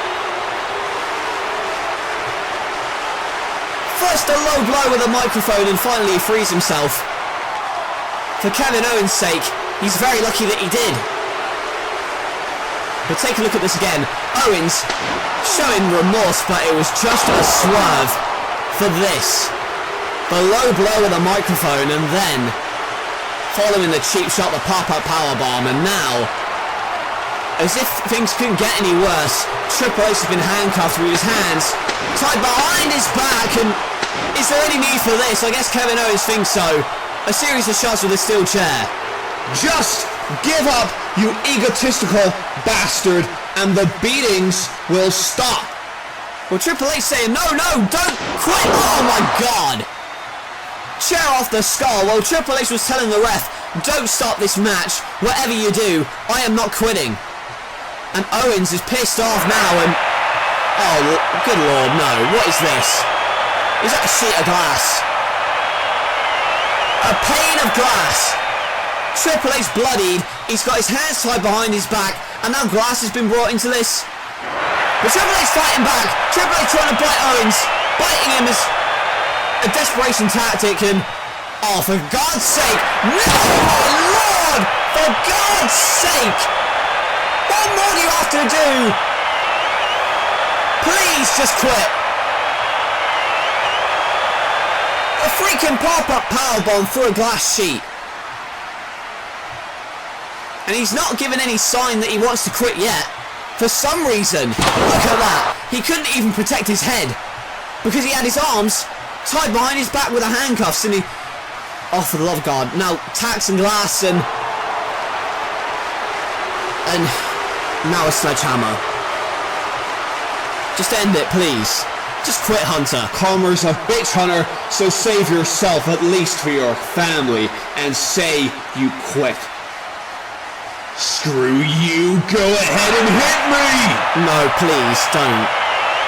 Oh, for God's sake. Oh, no. Oh, for God's sake, a pile driver.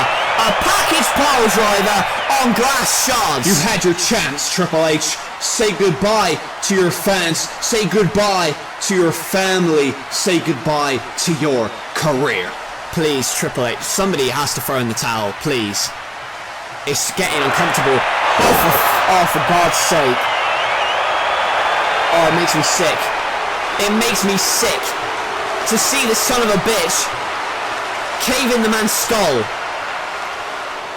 I don't care if he hasn't quit yet. Just end the match, please. Oh, no. He's defenseless, he's helpless. Please end it. Just end it, please. God damn it, I quit. Oh, quit. Thank God. It's over.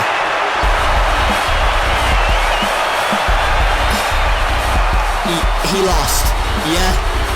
I don't care. I just wanted it to end. I think You know what, I don't think any of us expected this. I don't think any of us expected to walk into WrestleMania here tonight and see that play out before our eyes. Well, he powerbombed him through glass. He hammered him in the head twice. More than that, I think. A power driver onto shards of glass, and Triple H, I don't even know if he knew where he was, but he's no less of a man for quitting. In fact, he should have quit earlier. And you know what, maybe Kevin Owens is right, maybe he was too egotistical, but you know what? That man, Kevin Owens, took away a year of Triple H's career, and for that, he is a total and complete scumbag. And Triple H, even if it wasn't the smartest decision, can you blame him for wanting this match here tonight? But it's going to end with him getting stretched out. And I just hope and pray that Kevin Owens is proud of himself for what he's done.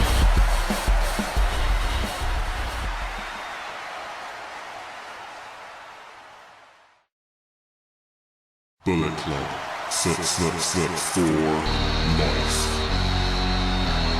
So here we are, the grand stage of them all, WrestleMania. And tonight, we have a six-man war with the Balor Club. A war that was instigated by you guys, not us. Now Karl and Luke, those so-called good brothers, sold out on us, but Finn, we did not expect the same from you. Hell, we could have worked with you. You were jealous of our success, jealous that I took the Bullet Club in Japan to a whole new level, jealous that I've won numerous world titles here, that the Bucks have won tag team titles here, and you've accomplished nothing. Well, tonight, that trend for you continues. No doubt, you guys are great athletes, but you're not phenomenal. You're not world-changing like the Bucks and AJ Styles. You see, you wanted to be the leader of your own clique, and that's fine. But as soon as you start stepping on our toes to try and get to the next level, that's when we have a problem. Tonight, at WrestleMania, we put an end to your so-called club and your fantasy. And this time, beating you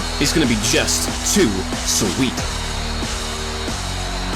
Well, AJ Styles and the Young Bucks are certainly not lacking in confidence, but can they back it up in the ring? We're about to find out as we prepare for six-man tag team action here at WrestleMania. Our thoughts are with Triple H at this difficult time. However, this is the show of shows and we must move on to this war between two of Metal's top factions. But in both these teams' minds, there can only be one. In their minds, there is only room for one. Styles was right. Him and the Bucks did not start this. It was Karl Anderson and Luke Gallows joining the corporate faction, which ultimately led to Finn Balor becoming disenfranchised with his teammates in AJ Styles and the Young Bucks, feeling like he wasn't as part of the Bullet Club as they were, and sought a new beginning. He sought to become the leader of his own group. And that's why we have this match here tonight. The red haze comes across the arena. But we're not dealing with a leader tonight. We're dealing with a demon. He's locked up. He's chained and ready to be unleashed. Here tonight, the new leader of the newly formed Balor Club on Metal. Finn Balor went to Luke Gallows and Karl Anderson and said, I will give you direction. And that is exactly what has led them to this matchup here tonight. They sought to take out the Lucha Dragons, they very nearly did that. That was a couple weeks ago, and recently on Metal, Matt Jackson, I believe, had his ankle nearly shattered with a wrench, and the doctors have given him the all clear to compete here tonight. But we wonder how it's going to play into the action here tonight. Certainly AJ Styles and Finn Balor wanting to get their hands on each other. They start this matchup as AJ elbows himself free. Whip off the ropes, the leapfrog. Balor comes off the ropes and a beautiful drop kick. The former NLW World Champion now applying the headlock to the Demon Finn Balor. And the Young Bucks also former NLW Tag Team Champions. And no doubt, if the Balor Club continue on the roll they've been on as of late, with a win here tonight, Gallows and Anderson could be on their way to becoming tag champions, but we'll see after this matchup. Gets rolled up by Nick Jackson, who makes the tag to Matt, his brother. A spin kick, and now held across the knee, and a neck breaker across the knee of Matt Jackson, and that's the double team tactics they've been using throughout their lives and careers. These two California boys. There's a back rake, and the German in for the cover, but a kick out by Karl. They tore it up in New Japan. They're tearing it up here at WrestleMania. Spreads the legs. Nick gonna dive, but no. Gets pulled out of the ring by Finn Balor. And in the ring, here comes Luke Gallows with a brutal clothesline. I believe that Luke is the legal man now. And if he's not, who cares? He certainly is now. And a stomp into the barricade. Meanwhile, Gallows and Anderson, the good brothers, double team with the knee drop across the knee of Gallows. Onto Matt Jackson. AJ Styles, meanwhile, checking on his fallen brethren, Nick Jackson. And now that Matt Jackson's been isolated like he was isolated last week with the attack with the wrench. And now a chop to the chest. A reverse of the whip. And look at that! My God, what a stomp! Right to the chest, a pop-up, and then a stomp from Finn Balor. That is the vicious nature of the Bullet Club, and many say that Bullet Club hasn't been the same since, well, Finn Balor left. After all, he used to be the leader. He was the one who founded the whole thing. But there you see a DDT from Matt. Gets free, and now makes the tag to the phenomenal AJ Styles, who comes at Luke, the big 7-footer, with a series of shots and strikes. Now Gallows being checked over by Anderson on the outside. AJ though comes off the ropes, and here at WrestleMania with a fast-speed flop over the top rope, comes crashing down onto Balor Club. And there's a leader in the ring, Finn Balor, showing his grit. And now he's coming off the ropes, and the Tope God Hero. Not only wiping out AJ Styles, but wiping out his own teammates. And that leaves the Bucks alone, standing in the middle of the ring. Matt Jackson offers an opening and a corkscrew dive. Corkscrew plancher by Nick Jackson. What a chaotic start to this six-man war, and we would have expected no less from these six combatants.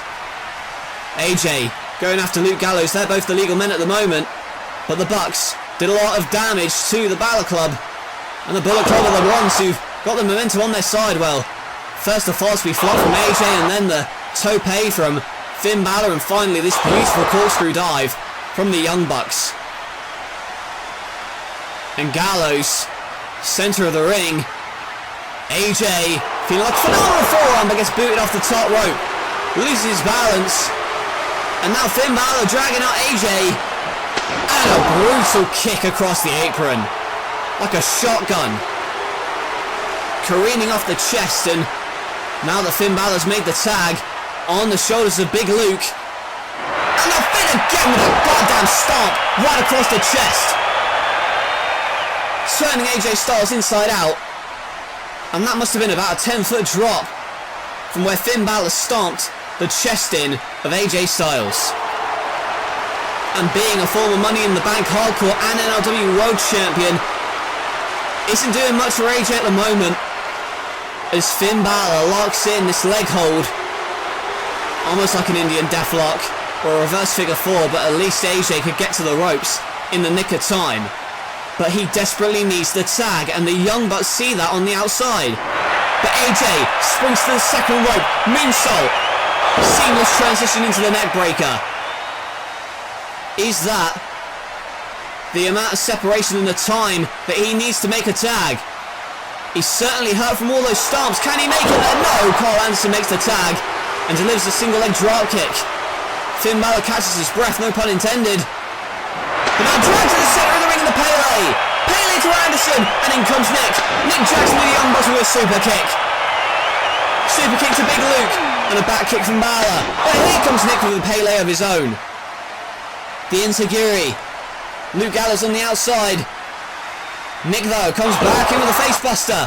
Goes to the apron, and a tornado DDT onto the hard concrete below.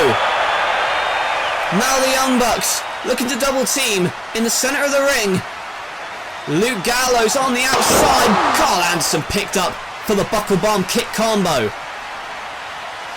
Now draped across that second rope. And Nick with a swanton. Dropping all of his body weight onto Karl Anderson. And the sharpshooter being applied, but here comes Balor. Balor with a sharpshooter of his own. Onto Nick Jackson. Balor and Matt with their own variations of the sharpshooter. Both of them screaming out in pain. Dual sharpshooters at the moment. But who's going to give up? They both got them locked in tight. But who is giving up? And now this.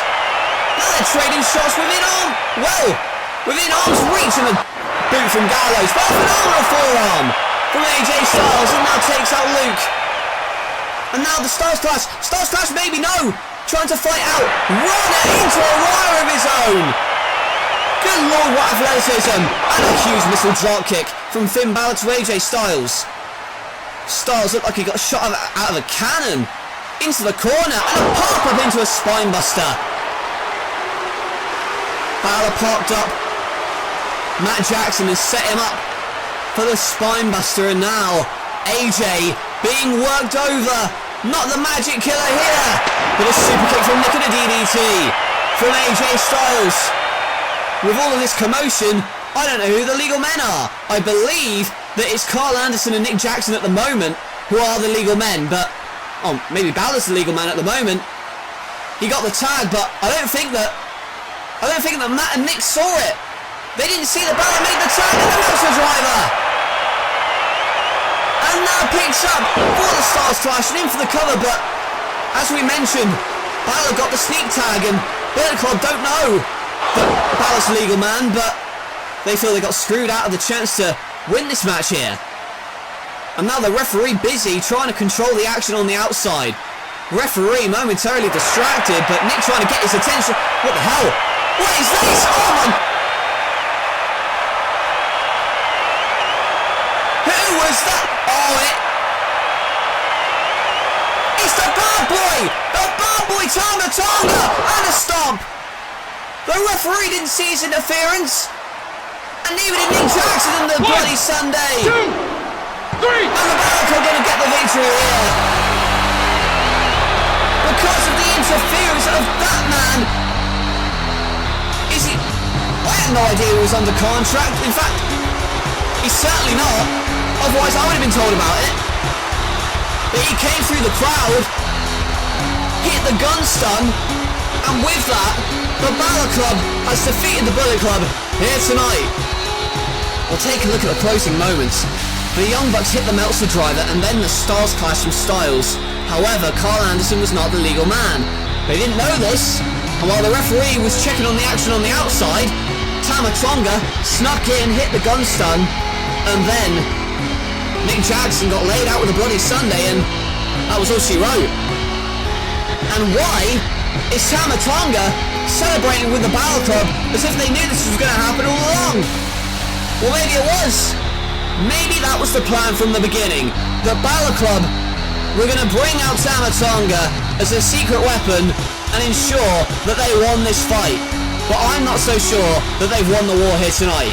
Well, AJ Styles and the Young Bucks get screwed over here tonight at WrestleMania, and the Balor Club stands tall with a new member, it seems, in the form of the bad boy, Tama Tonga. Well, folks, an incredible lineup. We're officially halfway through WrestleMania, and we've still got this huge dream match encounter to come. The Cleaner Kenny Omega, the American Dragon Daniel Bryan. This takes place up next. And now we're going to get it. And you hear the ovation for the ultimate underdog, who has been coined that nickname because of his perseverance and his determination and his grit. However, Daniel Bryan in some aspects finds that to be an insult. After all, why should he be an underdog? Because of his size? In his mind and in many fans' minds, his technical ability is the best in the world, if not one of the best of all time. So why would you call this guy an underdog? He may be 5'10", 200 pounds, but he will kick your head in. And Kenny Omega, if he underestimates Daniel Bryan tonight, is going to find that out firsthand. And when Daniel Bryan made the open challenge all those months ago for a match at WrestleMania, none of us expected who would answer the call. And it was indeed this man, the cleaner Kenny Omega, who debuted to a roaring ovation and challenged and accepted the challenge of Daniel Bryan for a match here tonight at WrestleMania. And what a way to kick off your NLW career. He's won championships all over the world, numerous titles in Japan. He's become a household name in the States, and now he's set to become a household name in NLW. But can he defeat Daniel Bryan? He was very confident in the build-up to this matchup. However, Daniel Bryan, last week, they were face-to-face in the ring. Bryan said, "Do not underestimate me," and, well, that's enough of the pre-build and the hype for this. Let's get down to watching this masterclass. You can see the kip-up from Daniel Bryan. Potentially two of the best in the world today. No doubt about it, and, well, that's what I was talking about. The disrespect from Kenny Omega with the slap. And now, Bryan pushes away the handshake, but gets a shoulder block takedown. And now the knee to the gut. Omega back up. Backdrop by Bryan. In for the cover, but barely a 2 count for Kenny Omega. I'm going to try and call this matchup as best I can, but these are two of the fastest rising stars and the fast-paced individuals on the roster. You can see Bryan with a surfboard hold. And now the Liger special got counted into a pin and a kick out. Bryan then back to his feet. Reverses the whip. Leapfrog. Bryan holds on though with a boot. And now goes for behind for a German but elbowed away. Sunset flip roll through, looks for the kick, but Bryan doesn't connect. Now goes for the punch and a slap of his own. Retaliation from the slap earlier by Daniel Bryan. And now marking Bryan. Oh, look at that though. A headbutt. Marks Omega with a pose, but Omega comes back with the arm drag. An incredibly slick transition from the cleaner. He's back on his feet. Snap mirror. Boot to the spine. And again applies the pressure on the headlock, and that's what Omega has to do. Slow his match down to his pace, but goes for the yes lock. But Omega elbows his way free, and an arm ring and kicks the arm away, preparing for the yes lock. And stomps on it again. Does Daniel Bryan. Double underhook, butterfly suplex into an armbar. Beautiful. The submission specialist, more like a submission artist with that transition into the armbar, but a roll-up by Omega. Omega has the roll-up, but a kick-out by Bryan. Omega, though, rolls back into the hammerlock. And a whip again, but misses the drop kick. Does Bryan. Omega held on. Goes for the neck breaker, but instead gets the backslide and a kick to the skull for his troubles. Bryan had it scouted, runs off the run to the slap Rana. That is the quickness of Omega on display right there. He's a joy to watch. And already, barely 5 minutes in, Rise of the Terminator goes for a dive. Maybe no, Bryan runs back in with a drop kick. And you can see Omega got rocked with the drop kick. Daniel Bryan with a tope suicida. Diving at Omega and crashing to the announce table. Omega got wiped out, cleaned out, no pun intended, by Daniel Bryan. And Bryan cleaned the clock of Omega. Look at this again. Well, Omega was the one who went for the tope at the first, and then Bryan came back in with a drop kick, and then the impact of that tope suicida. But Omega, and again, Bryan looked to get back in the ring, but Omega smart to catch him with a drop kick, and now tweaking the knee, and works on the knee. Hitman-esque from the fellow Canadian, Kenny Omega, driving the elbow into that knee joint. But Bryan tries to viciously kick himself free, and he does. Eventually, but the damage may have been done. Omega, though, on the apron, springs in and drop kicks the knee. He had a target on it, and it was perfectly executed, and now look at this. A variant of a figure four, or more like a heel hook. We've seen Daniel Bryan use this move in the past to tap out opponents, but now it's Omega trying to wear down the leg of Daniel Bryan, but Omega sees that Bryan's trying to reverse the pressure, and he does. I think Omega got his knee caught under the body of Bryan, and now the pressure's reversed, and he breaks the hold eventually. Oh, and kicks away the arm. And a neck breaker from Bryan. Omega and Bryan obviously have scouted each other very well. There's a running uppercut and an enziguri. Omega got rocked, but can he gain momentum back on his side?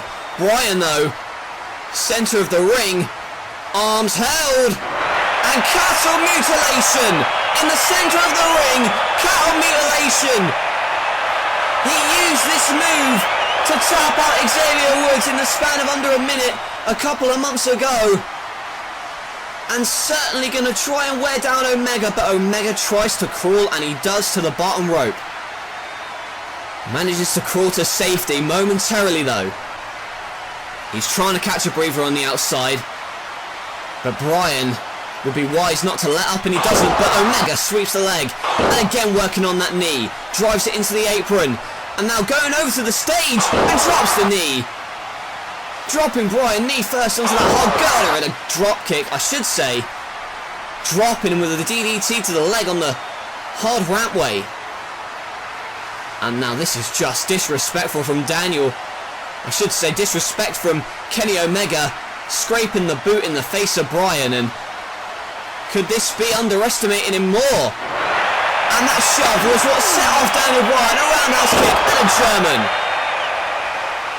Omega, in my opinion, maybe doesn't underestimate Daniel Bryan. He's just trying to tick him off, but if you've seen any of Daniel Bryan's matches here in this company, you know you don't do that.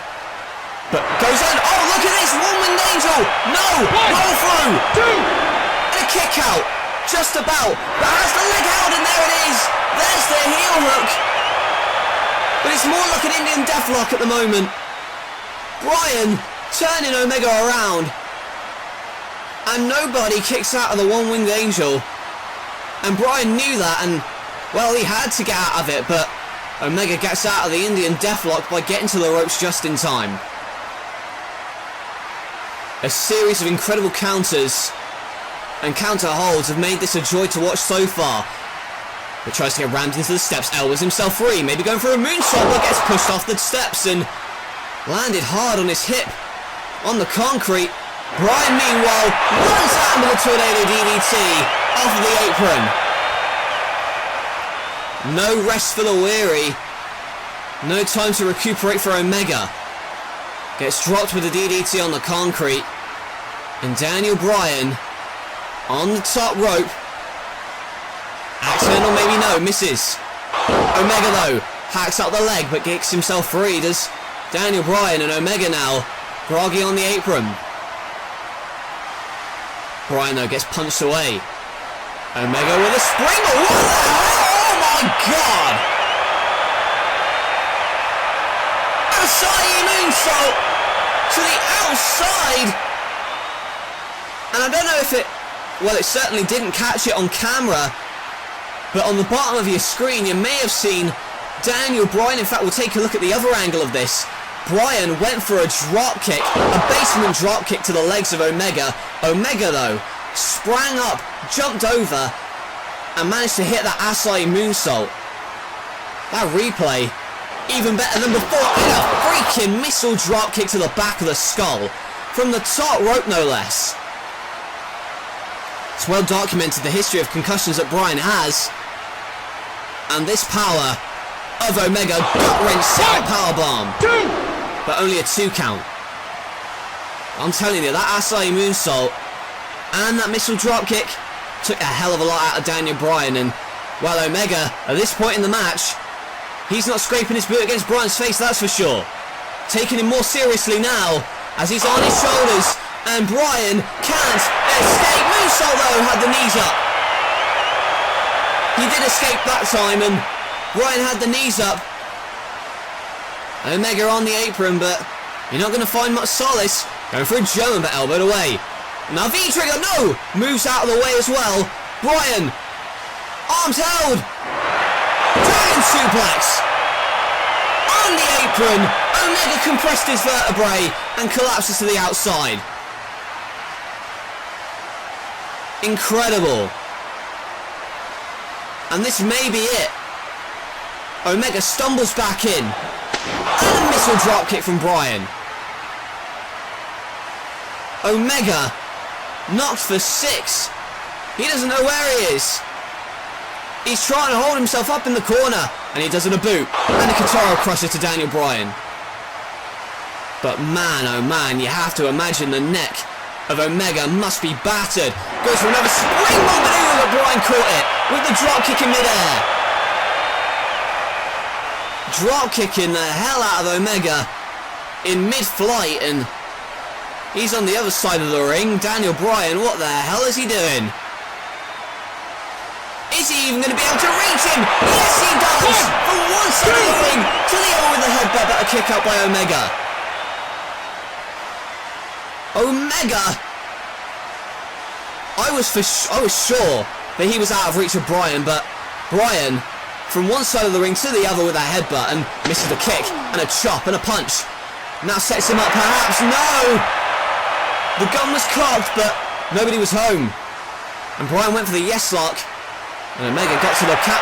Oh my god! Oh Jesus Christ! The brainbuster on the top turnbuckle! And a kick out by Bryan. Well, barely a kick out. More of a convulsion. Holy crap! Have a look at this again. Roll it again. I have to see this. That was insane. Holding him up, and the brainbuster, head and neck first, on that top turnbuckle, and Bryan bounced to the canvas. V-trigger, maybe no, misses. Goes for a German suplex. That's his feet on the V-trigger. The first V-trigger, and perhaps the last. One winged angel, no. Goes behind. Backslide. In for the cover, but a kick out of 2, and goes for that knee. We got caught by Bryan, and a German suplex snapping. Omega in the second. And not a third, instead. Wrist lock into a massive lariat. An amazing series of counters. But in the end, Bryan knocking Omega 360. Now a series of kicks. Goes for the final one but misses. Lands on the top rope. Ducks over. Runs back off. And a snap tiger. Suplex from Omega. Bryan landing on his neck. And Omega, what is he planning now? Oh no, not again. Not a dragon suplex from the top rope. But Bryan elbows himself free. And a little dropkick from the top. And kips up. But how much does he have left in the tank? We're about to find out, and stomping down on Kenny Omega. And a vicious kick to the face. Much more vicious than those half-hearted kicks from Omega earlier on. And Bryan looks for the running knees. No, he misses. Omega with the V-trigger. One winged angel coming, but goes behind. Elbows himself free though. And a V-trigger to the face. And a reverse Frankensteiner. Good lord. Bryan. He's prone. Shoots his gun. And the running knees. 1, 2. Omega with a hand on the bottom rope. Just about. And you can't say that many people kick out of those running knees, but Omega did. Luckily he was near the ropes, otherwise he wouldn't have kicked out. And Bryan going to go for it a second time. Omega has no idea where he is and goes for it, but Omega collapses. Omega collapsed and Bryan missed. That wasn't even an evasive counter, that was just exhaustion from Kenny Omega. Collapsed into the canvas in a tired heap. And Bryan again for cattle miss. Oh no! One-winged angel flips over into the label. Then the yes lock applied. This crossface, but Omega grabbing at the beard of Bryan and a roll through and a kick out. It was very nearly over.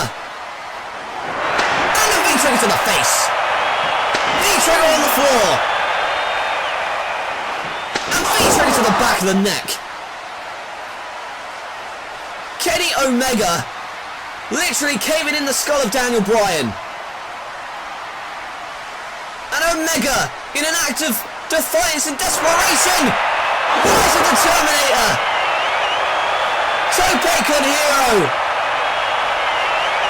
He flew for a good couple of seconds until he crashed and burned onto the body of Daniel Bryan. Not even going to have time for a replay because this match may be over right now. Bryan gets sent back in. Omega now. One-winged angel coming. No, it's turned into the yes lock again. And this time, there's no doubt he's in the centre of the ring. The yes lock applied. Nowhere near the ropes he's trying to crawl. So desperate is Omega. But once again, Bryan wrenches back and he gets a foot on the bottom rope. What a match we're witnessing live here at WrestleMania. And it's still not over. Bryan would like it to be. Oh, and a beating to the face. No, but Bryan desperately fighting out of the one-winged angel, but drops down into a delayed German. Deadlift German, but Bryan kicks out. Omega sees him there and a V-trigger. V-trigger to Bryan. And Bryan is not loopy. But Omega not going to waste any time. Goes for a V-trigger again, but gets pushed away. Kicked away. Running knees. Into. One-winged angel. He hit it. 2, 3. And this one's over. My God, it's over. An incredible performance, not just by Omega, but by Bryan as well. That one will go down as one of the greatest matches in NLW history. In this humble broadcaster's opinion, Kenny Omega has cemented himself as a major player in this company. Well, take a look at the climax of this one. The Tope con Hero and then the one-winged angel into the yes lock, and Omega was looking for the V-trigger, it got kicked away. And Bryan looked for the running knees, but Omega scouted it into a powerbomb position and then the one-winged angel, and Daniel Bryan barely able to hold himself up on the ropes. But the same could be said for Kenny Omega, in fairness. Omega's still there, and now extends the hand. He may have been playing mind games in the lead into this match, but there's no doubt that Omega no longer underestimates Daniel Bryan, especially after the performance he gave here tonight, and they shake hands. And that's what I like to see. A hard-fought contest, followed by a great sign of sportsmanship. Bryan wanted to be tested here tonight, and tested he was. He came up short, but he may have came up short to the best bout machine himself, Kenny Omega. An incredible contest.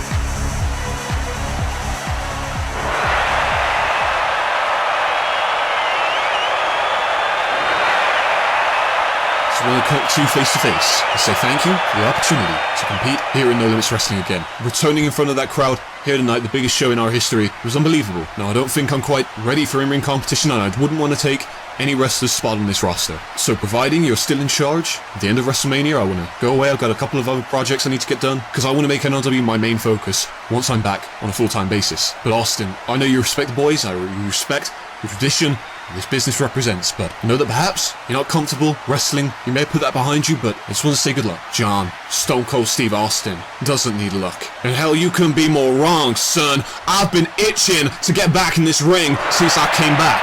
I want this. I want to lead this show because I believe it's the best wrestling on the planet and I want to help the talent here thrive. I just got to make one thing perfectly clear. Anybody who steps in Stone Cold's way is going to get stomped on. They're going to get a mud hole stomped in them. And tonight, CM Punk is going to realize what will happen when he messes with a rattlesnake. It's going to come back and bite him on the ass. I appreciate the kind words, John, but there's no doubt in my mind that tonight I'm keeping my job and I'm going to kick CM Punk's ass here tonight at WrestleMania. And that's the bottom line, because Stone Cold said so. Well, it's good to hear that John Cena's coming back full-time soon, but what about Stone Cold? He is laser focused here tonight on maintaining his position as the commissioner of NLW. Well, here at WrestleMania, the party doesn't stop and the title matches keep on coming. This time, the Intercontinental Championship is on the line in a triple threat matchup, and Cody Rhodes wants to become the Intercontinental Champion after a disappointing series of defeats. He entered NLW several months ago, and since then many feel he's been underutilised, or at least he hasn't reached the potential that he is capable of. After all, the son of Dusty Rhodes, the legendary Hall of Famer. And a lot of it, Cody feels, is down to his alliance with Diamond Dallas Page, but we'll get to that in a moment. Here comes a man who has faced the facts, and he believes that it's a fact that he was walking out as Intercontinental Champion here tonight at WrestleMania. That wasn't the case on the Tournament Tour. He reached the final in a tournament to crown a new champion. However, he lost to Diamond Dallas Page and that Diamond Cutter, which came out of nowhere. And, well, we saw last week Tyson Kidd confronting Cody Rhodes and bam, got hit with a Diamond Cutter out of nowhere. Hopefully for him, lightning won't strike twice. Well, we got the two challengers in the ring. And now all we need is the Intercontinental Champion himself, the King of Bada Bing, DDP Diamond Dallas Page. Diamonds are forever, and he's hoping that his title reign is going to last forever. And it was Page, when he came into this company, took Cody Rhodes under his wing and mentored him.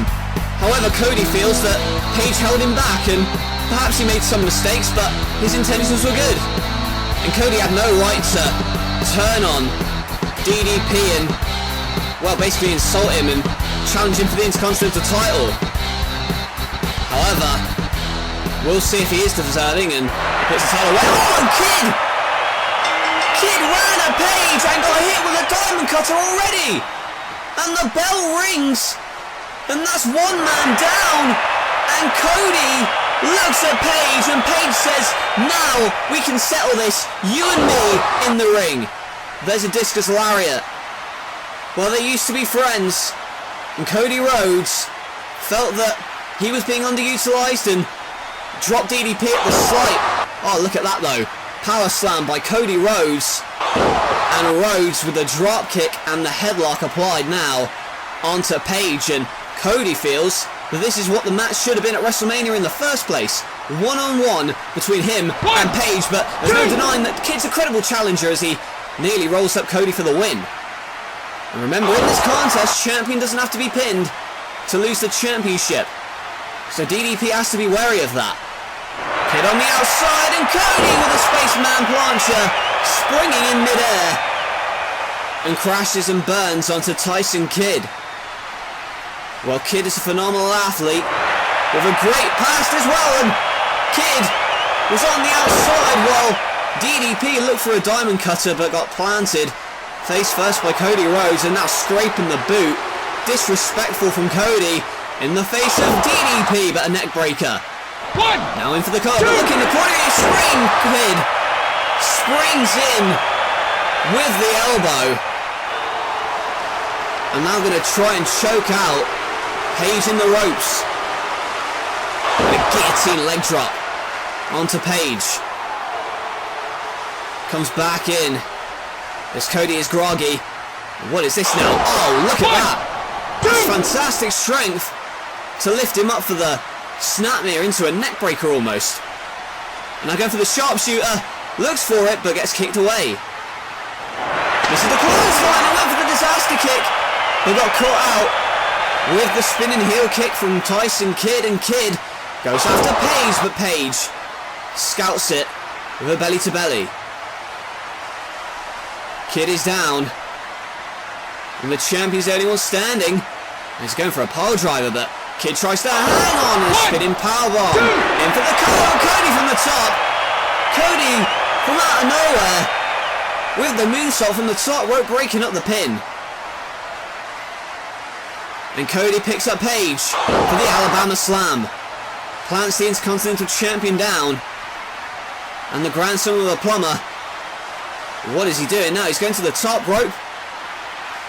Cody up top. And Paige looking for the diamond cut from the top rope, but pushed away. And now presses Kidd into a drop kick, taking out Cody to the outside, and a DDT from Paige. DDT from DDP, and the Intercontinental Champion is on fire. He throws up the diamond cutter sign. We're going to get it now. No, turn into a backslide, but kick out. And now Paige goes to the powerbomb, but Kidd turns it around into the sharpshooter. Sharpshooter applied in the center of the ring. Can Kidd do what he couldn't do on the Torment Tour and tap out Paige to win the Intercontinental title? But in comes Cody to break it up with a disaster kick to the back of the skull. Otherwise we could have seen a new Intercontinental Champion be crowned. But Crossroads goes for Crossroads, but Kidd gets out of it and drop kicks Cody to the outside. In the ring now, suplex turned into a diamond cutter, but pushed away. Kidd finds refuge on the apron. And a punch, uppercut to Paige. Springboard in, diamond cutter! Goes to the corner, here comes Cody! Crossroads! 1, 2, hooks the leg! 3. And we have a new champion!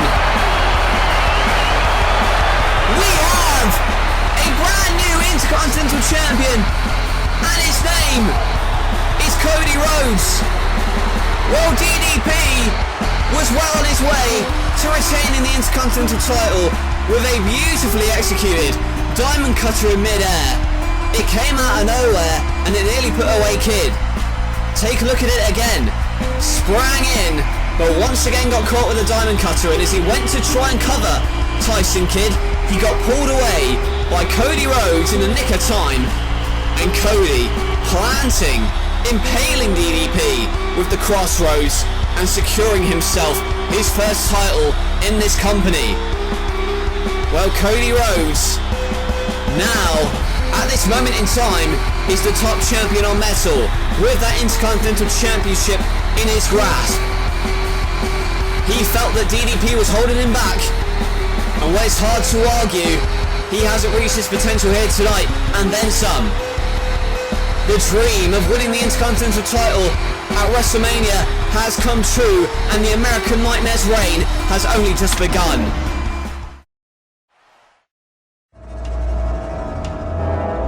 Bray Wyatt has locked Sting in that casket. The Wyatt family now piling over. What is he doing? He's got a lighter. And oh my god! Bray Wyatt! Bray Wyatt is setting the casket on fire, and Sting's locked in there. Sting can't escape. Is that Sting in the rafters? We haven't seen him since Revenge, where he was set on fire in that casket. No matter how many matches I win, no matter how many souls I put in the ground, I always get asked the same question: what about Sting? I don't care about Sting. Sting can sit in the rafters like a coward that he is, and I'll just keep on winning, man. I've blinded the non-believers, I've become a king, and I've put so-called hardcore legends straight in the ground, man. You should have stayed away, Sting. Now you're gonna pay. It's Sting! Sting eliminating Bray Wyatt from the Royal Rumble thanks to the distraction, and Sting goes back into the rafters. Costing me the Rumble was one thing, Sting, and then you had to go and cost me a world title as well. Well, you've made a grave mistake, Sting. For 20 long months, I have stayed silent. Now, Bray Wyatt, you have to come face to face with your maker. I want to fight you, Bray, inside Hell in a Cell. You think I'm afraid of you? Oh man, this is your future, Sting. They're beating the hell out of Kane and kicking Kane out of the Wyatt family. If I'll do that to a follower, just imagine what I'm gonna do to your sorry ass. I'm gonna expose you for the fraud that you are. I suggest that you run, Sting. To those that stand by you, they will all fall. Follow the buzzards. Bray, you can fear me. When all is said and done, I will end you inside Hell in a Cell once and for all.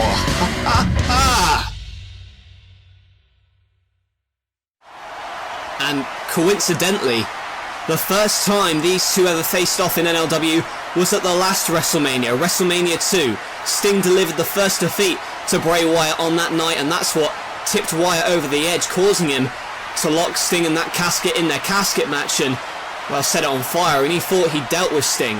He thought he'd gotten rid of him for good, but Sting returned. He came back and has been tormenting Bray Wyatt month after month after month in the rafters.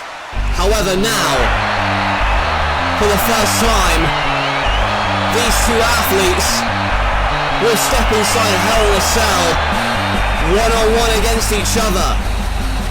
The 20-foot high structure has been erected for the sole purpose to end this feud and this rivalry once and for all. Sting on top of the WrestleMania set and swings to the top of the Hell in a Cell structure. Sting last week suffered a beat down at the hands of the Wyatt family, and, well, you saw in the hype package for this match, they kicked out Kane, they brutalised Kane, and Kane was a follower of Bray Wyatt. And Bray Wyatt said himself, if I do that to somebody who trusts me, just imagine what I'm going to do to you. And Sting opting to not go in the ring, he's staying on top of the Hell in a Cell as we await the arrival of his opponent here tonight. The Eater of Worlds, Bray Wyatt, who only has one blemish on his record, and it is Sting, and look at that, teleporting right into the ring. How he got in there, I don't know, but Bray Wyatt obviously planned this to try and sneak attack Sting, but I don't think that he realised that Sting was going to go to the top of the Hell in a Cell. And Bray Wyatt telling Sting, come down here and fight me. Well, that is exactly what this feud has been. It's been a game of cat and mouse for years now. And finally we're going to see Sting compete for only the second time in, well, years, as he pounds away at Bray Wyatt and the cell jaw shuts and this matchup is underway. Whipping Wyatt hard into the turnbuckle and the clothesline from Sting. This is years, 2 years of pent-up anger and frustration. Wyatt goes to the outside but a basement slide. Baseball slide by Sting, sending Wyatt to taste that steel on the outside and that hard mesh. You can see Wyatt desperately trying to prevent himself from getting raked into it. Sting back in now, and Wyatt with a vicious club in forearms to the back of Sting. Boot up though, and the Bulldog from Sting. Sting has to make sure not to let his emotions get the better of him, because it could cost him, but there's a jawbreaker from Bray Wyatt. Sting in the corner now, and crushes him. And Wyatt, good lord, he strikes fear into many mortals, but Sting isn't falling for the mind games of Wyatt, stomping on the spider, stomping out Wyatt, and goes to the outside, throws him into the steel, and again. And I don't like the looks of this, but Bray Wyatt catapulted hard into the steel mesh, and now his face being raked against that steel. Sting takes control early, but here goes Wyatt, and oh my god, shoving Sting into the steel from the apron to the floor. And Bray Wyatt, so vicious is he, and this Hell in a Cell, it brings out the worst in people. In Wyatt's case, he'd probably argue the best. Thrown into the post and then those steel steps, off the head of Sting, and now a steel chair to the body of Sting. He is an icon, But Bray Wyatt is a king. After all, he won King of the Ring while Sting was watching on in the rafters. It was only at the Royal Rumble where Sting decided to finally come face to face with Wyatt, and there's a Uranagi on that open chair. It's a storied history between these two, but right now you can see Wyatt went for the chair again but got elbowed away. Now chair thrown and a drop kick to the chair to the face of Bray Wyatt. But Sting, a lot has been taken out of him early, and oh my god, now bloodshed, and the Crimson Mask as Wyatt gets gorilla pressed by Sting and another baseball slide, sending Wyatt's bloody face into the steel again, and a drop kick into it. The Cell acting as a tag team partner for Sting here, goes for the Stinger Splash, but Bray moved out of the way of the Stinger Splash, and as that blood trickles down the head of Wyatt, and again that torpedo into the cage, and Wyatt viciously sending him into the cage, and again the lariat to the hard floor outside. Not a lot of give out there for Sting, and now a bulldog on the hardest part of the ring, that ring apron. Normally that would be devastating, but imagine having 20 foot of cage surrounding you with a roof as well. There's a reason this is only the third time two men have ever competed inside Hell in a Cell, because of how brutal it is. You saw that throwing suplex from Wyatt. The demonic nature of Wyatt goes after Sting, but Sting backdrops him, and you can see Wyatt, his head and neck have been trapped in that top rope and second rope. Sting stomps him down. Part of the reason Sting wanted Hell in a Cell, my goodness, again with the crossbody to the outside. Part of the reason Sting wanted it to be Hell in a Cell was to keep the Wyatt family at bay, to keep them locked out. And that is certainly meant that it is going to be fair, one-on-one at least. Sting on the top rope, sets up the table, but an uppercut by Wyatt sends Sting down. As mentioned earlier, Sting got taken out by the Wyatt family and Luke Harper, who is the newest member of the Wyatt family last week, in a similar attack to, oh look at this though, Sister Abigail into the cage, and a vicious attack by Bray Wyatt, just like the attack on Kane to kick him out of the Wyatt family was vicious. But now using those steel steps to stomp on Sting, and suplexes him on the steel. No give whatsoever on those stairs, as Bray Wyatt continues to dissect and assault Sting, and uses the steps as a step up for a senton splash on the outside, and that's 300 pounds coming across your sternum. You've not got a lot of room to breathe there, as he's thrown back in, and another senton by Bray. Bray once again picks up that steel chair, and I don't like the looks of this for Sting. Yes, he requested it be Hell in a Cell, but I don't think that he expected it to be this one-sided at this point in the match. A series of shots with that steel chair, driving it into the throat, and then again off the face. And where is Wyatt going now? Wyatt on top, the Sting with the steel chair, throws it at Bray, and Bray goes crashing to the table outside. Bray crashed and burned, and Sting got a measure of momentum back on his side following the chair shot. Well, take a look at this again. It wasn't just the chair shot to the skull. The fact he fell through that table and crashed and burned, that's going to do a number on Wyatt, as Wyatt gets driven spine first into the steel, picked up again on the shoulders and torpedoed into the cage like a lawn dart from Sting to Wyatt. Wyatt thrown back in, and the blood continues to trickle in a DDT from Sting, jumping up and driving the head and neck of Wyatt into the canvas. Now the whip is reversed and a torpedo again. Wyatt with those elbows into the sternum of Sting, which, as we know, has winded him numerous times throughout the contest so far, and a chop to the neck. Placed on top, and an uppercut. Not a lot of room. He gets headbutted down. And the ceiling is going to limit his height. But he gets the splash on the top and a kick out by Wyatt.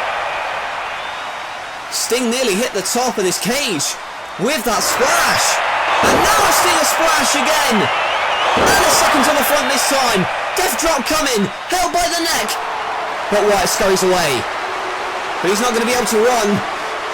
As he so says, he's going to have to accept wrestling against the cage. And a torpedo. Suicida tope. Through the ropes. Driving Wyatt. Impaling him against the cage. And as if this Hell in a Cell wasn't brutal enough, now Sting's brought in a barbed wire board.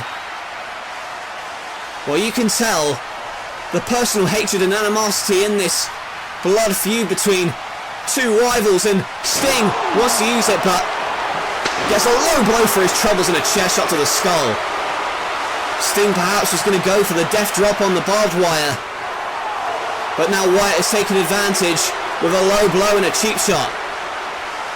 Oh my god, no, not Sister Abigail. Not Sister Abigail, no! Tombstone on the barbed wire.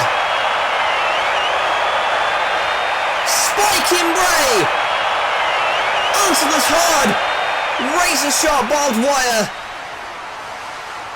And Bray is out. Sting could be on his way to winning this matchup as we take a look at the replay, turning the Sister Abigail into this tombstone on that barbed wire. Sting, now you can see the fire in his eyes as he wails away at Bray Wyatt, throws him into the cage twice and a second hip toss into the cage.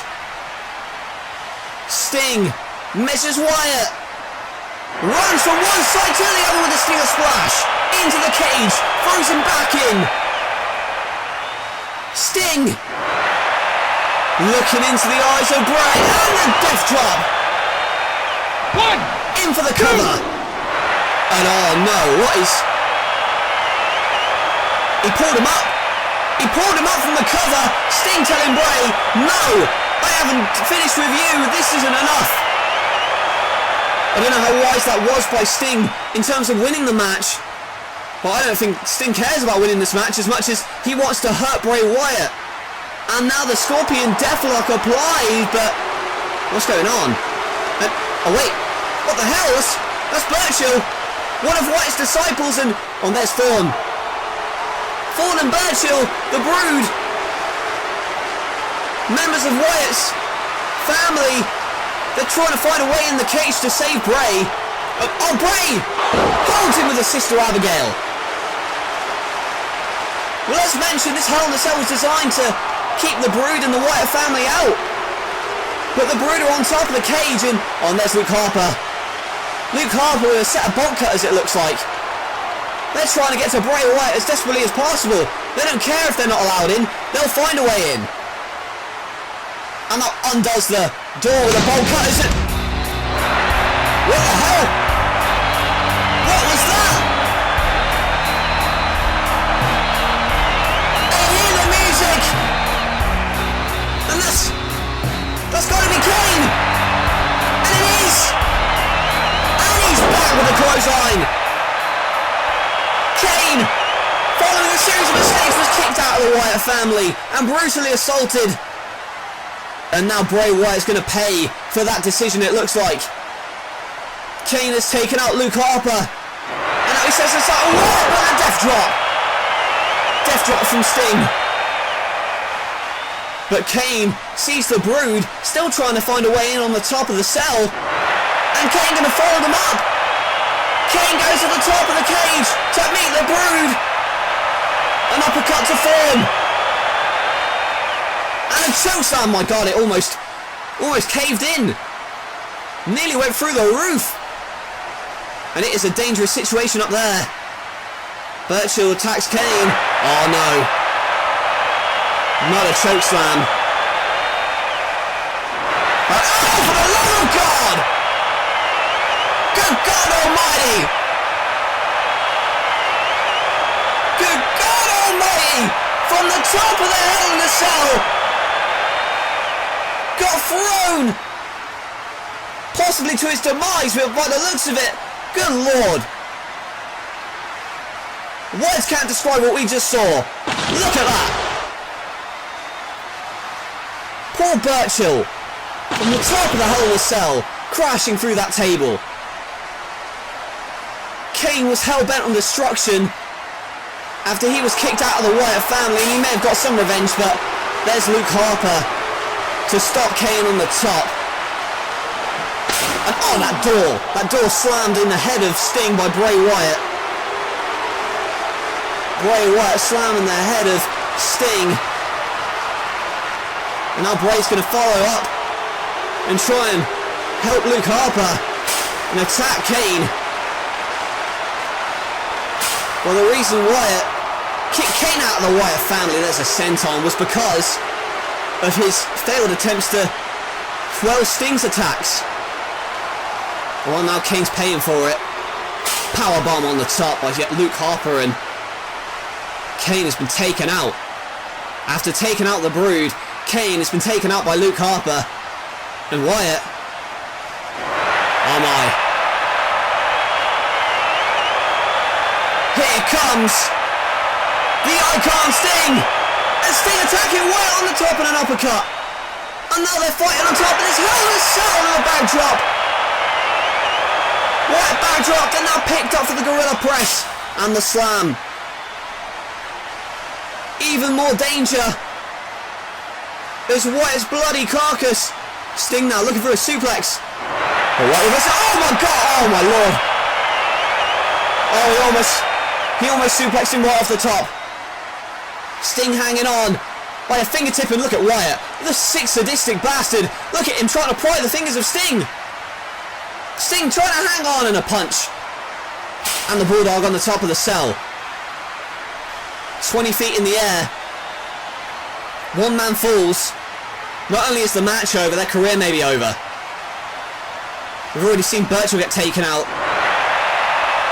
But Sting wants to take out Bray. One final nail in the coffin with his death drop. But Wyatt reverses! And a Sister Abigail. Sister Abigail, and you can see the parts of that cell beginning to break away. Break away on the top there. It's not designed for people to fight on top of it. It's designed to keep people in. And that's 600 pounds of mass on top of that cell, and no way is he going to try and throw him off, or even try and put him through. Oh, good God!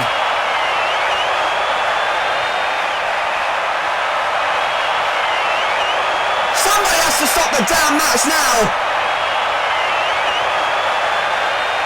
Backdropping Wyatt straight to hell through the cell. That's a 20-foot drop. Made worse by the fact that Wyatt didn't prepare to fall. The cage gave way. And Sting sees him for what he truly is. The death drop onto the barbed wire. And it's over. Not only is the match over, I hope and pray that this rivalry is over as well. Well, it started over 2 years ago when Bray Wyatt wanted to make a name for himself by attacking Sting. Sting was the first man to defeat Bray Wyatt in this company, and he paid for it. The fire, when he was locked in that casket, and then the months of mental anguish which Sting put, or I should say tormented Bray Wyatt for. Well, we'll take a look at this again. He nearly suplexed Sting off the top of the cage, and it was a death drop turned into the Sister Abigail. And then of course the drop through the top of the cage for Bray Wyatt, and then the Scorpion death drop onto the barbed wire, and the EMTs now working over Bray Wyatt. Well, he claims to be immortal. He claims to be a king, a god to his followers. But he's not looking like an immortal to me. Right now he's looking very, very prone and very mortal indeed. Bray Wyatt being taken out on a stretcher. Sting is victorious. and hopefully he can finally move on with his career. Bray Wyatt has kept Sting up every night for the past 2 years, but now Sting can scream and howl at the moon because he has defeated Bray inside Hell in a Cell. Well, if you thought we were done, we're not even close. Still to come tonight, a fatal 4-way elimination match for the NLW World Championship. There you see the champion who has to defend this championship against 3 hungry challengers. Edge is the ultimate opportunist. They don't call him that for nothing, but can he seize the opportunity to retain his title here tonight? He has to defend his title against Seth Rollins, who is the Royal Rumble winner, the Heartbreak Kid Shawn Michaels, and the Samoan Submission Machine Samoa Joe. That matchup takes place up next. Seth Rollins has won the Royal Rumble from the number 1 spot. Edge was number 30 and he still managed to find a way to defeat Edge. Edge cannot be happy with this result, but Seth Rollins is going to WrestleMania. The Intercontinental Championship is on the line. It can be cashed in at any time for a World Championship match. I do not believe my eyes. That is Samoa Joe. And why the hell did he cost Seth Rollins this match? What's in it for him? And oh, for God's sake, an F5 onto the steel stairs. He's not looking like a winner to me. Samoa Joe! And now he's choking the life out of a bloody beaten champion. What the hell is this now? Shawn Michaels is a bloody beaten carcass in the center of the ring. And look at him, running to the ring, gonna cash it in. Edge has taken advantage of this ultimate opportunity. I have told the entire world what I was gonna do here in this company, and finally, the Rated R era has begun. This Shawn Michaels, don't forget about old HBK. He still wants and is owed a rematch for the World Championship. Shawn Michaels has tried to make himself heard. Put him out of your mind, because at WrestleMania, it's Seth Rollins versus Edge for the World Championship. Well, to be honest, Edge, beating you has become so boring. I've done it over and over again. At WrestleMania, it's not going to be a result that I haven't encountered before. Edge and Joe now attacking Rollins. But here comes Michaels! And Michaels saving Seth Rollins from a concerto. It is Shawn Michaels challenging Edge for the World Championship here on the Torment Tour. If Samoa Joe gets physically involved in the contest, then Edge will be immediately stripped of the World Championship. And let's not forget that Michaels suffered that concerto last week on Metal, and Seth Rollins was nowhere to be seen, which obviously led to some friction when they met backstage earlier tonight. And Joe coming down to the ringside, but there's Seth Rollins to meet him, and Joe throwing Rollins into Michaels on the spear. Edge retains the World Championship. Seth Rollins thought he was going to help, but he inadvertently cost Shawn Michaels the title. So a triple threat matchup, Rollins, Michaels and Edge, has been made for WrestleMania, and here tonight is the contract signing. Don't think I've forgotten about you. Edge, can I just ask you something? When am I gonna get the world title match that I was promised? Of course I'm not giving Joe a title match, he'd kill me. I'm just trying to keep that big dope on side until WrestleMania, and it's not easy. Your big mouth just got you in a hell of a lot of trouble. It's now a fatal 4-way Rollins, Michaels, you and me. And at WrestleMania, Edge, you're gonna find out that this big dope is gonna be the one to take that title from you. No dreams coming true. I will crush you. The Kingslayer at WrestleMania will sit atop his throne. You and Edge are gonna be feasting on nothing but sweet chin music, because the future of No Limits Wrestling will be Rated R. I am destined to become champion at WrestleMania. There's no shame in losing to the best. It has certainly been a complicated road to WrestleMania for all 4 athletes in this matchup heading into WrestleMania. But there's only one thing that matters, and that is the NLW World Championship. And winning it on the biggest stage possible here at WrestleMania 3. And about to make his way to the ring, a man getting a standing ovation, and he hasn't even stepped foot in the ring yet. It is the Architect, the Kingslayer, Seth Rollins, and at Royal Rumble, he won from the number 1 spot, last eliminating the current world champion, Edge, who entered the Royal Rumble at number 30. And this whole saga between Rollins and Edge has been about the younger Rollins constantly beating Edge at his own game. And the last time that they faced off one-on-one, Edge won the match and the Intercontinental Championship, which he used obviously to cash in and become champion. But the man who was the world champion and was set to face Seth Rollins here tonight is the Heartbreak Kid, Shawn Michaels. The only two-time NLW World Champion in this company's history, and here tonight he's looking to make it 3 times. Shawn Michaels was bloodied and battered on episode 56, where Edge cashed in and took advantage to win the world title. And then when Michaels had a rematch on the Torment Tour, it was ironically Seth Rollins who accidentally cost Shawn Michaels the match. And he hasn't forgotten it. So there's no love lost between those guys. But here's a man who's not interested in petty grudges. He's just a man, a machine, a submission machine, who is focused on choking out the 3 opponents for him here tonight and earning the world title. Samoa Joe was promised a world championship opportunity if he helped Edge.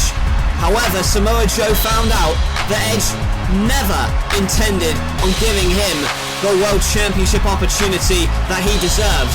So Samoa Joe took matters into his own hands and inserted himself in this fatal 4-way elimination match here tonight at WrestleMania. And he suffered a concerto last week at the hands of Edge. Probably still feeling the effects of it. But here's the man who has everybody gunning after his championship. It is the Rated R superstar, the ultimate opportunist, Edge. Not to mention the NLW World Heavyweight Champion. And as he makes his way to the ring, you can see that Samoa Joe is more than eager to get his hands on the world champion tonight. But it is not going to be easy. It's not one fall to a finish. You have to eliminate 3 people if you want to become the world champion. And you see the challengers lined up for Edge here tonight. Edge managed to weasel his way in to the WrestleMania scene, and he is the world champion. But can he hold on to that world title at the conclusion of this contest? We're certainly going to find out. And you can see Samoa Joe staring daggers into Edge. But Edge knows what's at stake, as does Rollins, as does Michaels, as does Joe. In this matchup underway, Rollins and Michaels fighting off in the corner there, and a belly-to-belly throw from Samoa Joe. Remember about this contest, it's elimination rules as a clothesline. It's not one fall to a finish. 3 men have to be eliminated before you can be claimed as the world champion. But there's a roll-up and a chop off the ropes, but there's Edge to send Joe out of the ring and thrown into the ring post. Misses the clothesline and the axe handle. Kip up by Shawn Michaels, but in comes Rollins with a knee. The springboard into the back of the skull. Edge been taken out momentarily. Rollins and Michaels squaring off. Hard whip into the corner. Sling blade from the Royal Rumble winner. Now Joe with a hit lock and a German suplex. Seth Rollins landed right on the back of his neck. And now a boot thrust into the corner. Joe running off the ropes, but here comes Edge with a spinning heel kick. Edge with such ferocity, with that heel kick connected with a sickening thud off the skull. And now the face buster to Seth Rollins in that electric chair position. But look at that. Michaels was ready to punch Edge in the face, but Edge saying, let's work together and try and eliminate Seth Rollins, and that's what they're doing. Michaels working together in an unlikely partnership. Electric chair into a neck breaker. And Rollins got taken out by Shawn Michaels, but that alliance was short-lived. Roll up and a kick out. Michaels should have known, but now goes after Edge, and here comes Samoa Joe to tackle both of them. Uranagi to Edge, and a Uranagi to Shawn Michaels, and stacking him up like Cornwood. I don't know what that means. And there's a boot by Seth Rollins, and look at the strength to lift the 265 pounder and drop him with the Falcon Arrow. Rollins on the second rope, maybe going for a Phoenix Splash, but there's Joe who throws him into the way of Michaels. There's a thrust, and Michaels is down as Edge missed the spear, goes head first into the ring post, but now he's back up on his feet and delivers the boot. You can see Seth Rollins trying to choke out Joe. Now going for the execution, rings around but misses the clothesline, and there's the sit-out neck breaker. It's going to be a hard match to call from a commentator's perspective, but certainly exciting to watch from a fan's perspective. Going for the suplex, but blocks it, does Michaels. For his own, and rolls back in. Does Seth Rollins, but Rollins get clotheslined out of the ring. Now Michaels has him where he wants him. Crossbody coming, but nobody home. Seth Rollins moves out of the way, and Shawn Michaels connects with the face onto the hard concrete on the outside. He's resting up against the ring ramp. Rollins realises this could be his opportunity to strike. Goes for the Tope Suicida, but catches him out, does Joe, and delivers the belly to belly. Samoa Joe was there to stop Rollins in his tracks. But here goes Michael, sweet chin music, no, it gets caught, and spun around into the Coquina Clutch. Coquina Clutch on the outside. Rollins still down. Michael's being choked out on the other side of the ring there, trying to get out of it. But here comes Edge with a spear through the barricade. Edge cutting through Michaels and Joe with one swift motion and spears them both through the barricade. And that means he can now focus on his old rival, Seth Rollins, in the ring. Take a look at the replay here. Such force driving both men through the barricade. And Samoa Joe gets taken out, as does Michaels, and there's the execution. In for the cover, but a kick out. You're not going to win the match, but you can get rid of one of your opponents, and that is what Edge is looking to do. Looking to run out in for the spear, but a sunset flip, reversal. Is it going to be over here? No. Kicks out, misses the clothesline, goes behind, wrist lock and the ripcord knee, and the cross up, in for the cover. And Edge is being eliminated. Edge has gone. The world champ has been eliminated. And already we have been guaranteed a new world champion. Look at this again. Ripcord knee. And then that blackout curb stomp hooks the leg tightly. And Edge, the world champion, is world champion no more. And there's a chair being thrown, a leather chair being thrown at Seth Rollins, and now Rollins sat in that chair, a uranagi to Rollins in the chair. Well, this crowd still getting over the fact that Edge has been eliminated, but he's still looking to get involved behind the referee's back. And Edge wanting to get one last cheap shot in. He is not leaving as the world champion. It's either going to be Samoa Joe, Seth Rollins, or Shawn Michaels, the man who's taking control at the moment. Kicking his way out though, does Joe. Now a series of shots. And an Enzy in the corner, connecting off the head. Rollins has been taken outside though. I can see him stirring around the ring apron. And here he comes with a Tornado DDT, springing back in. And now we're down to a triple threat. Who's the next one to be eliminated? There's a gutbuster to Samoa Joe. Gutbuster to Samoa Joe, and now Seth Rollins, went for the curb stomp, but got turned to electric chair position, and here comes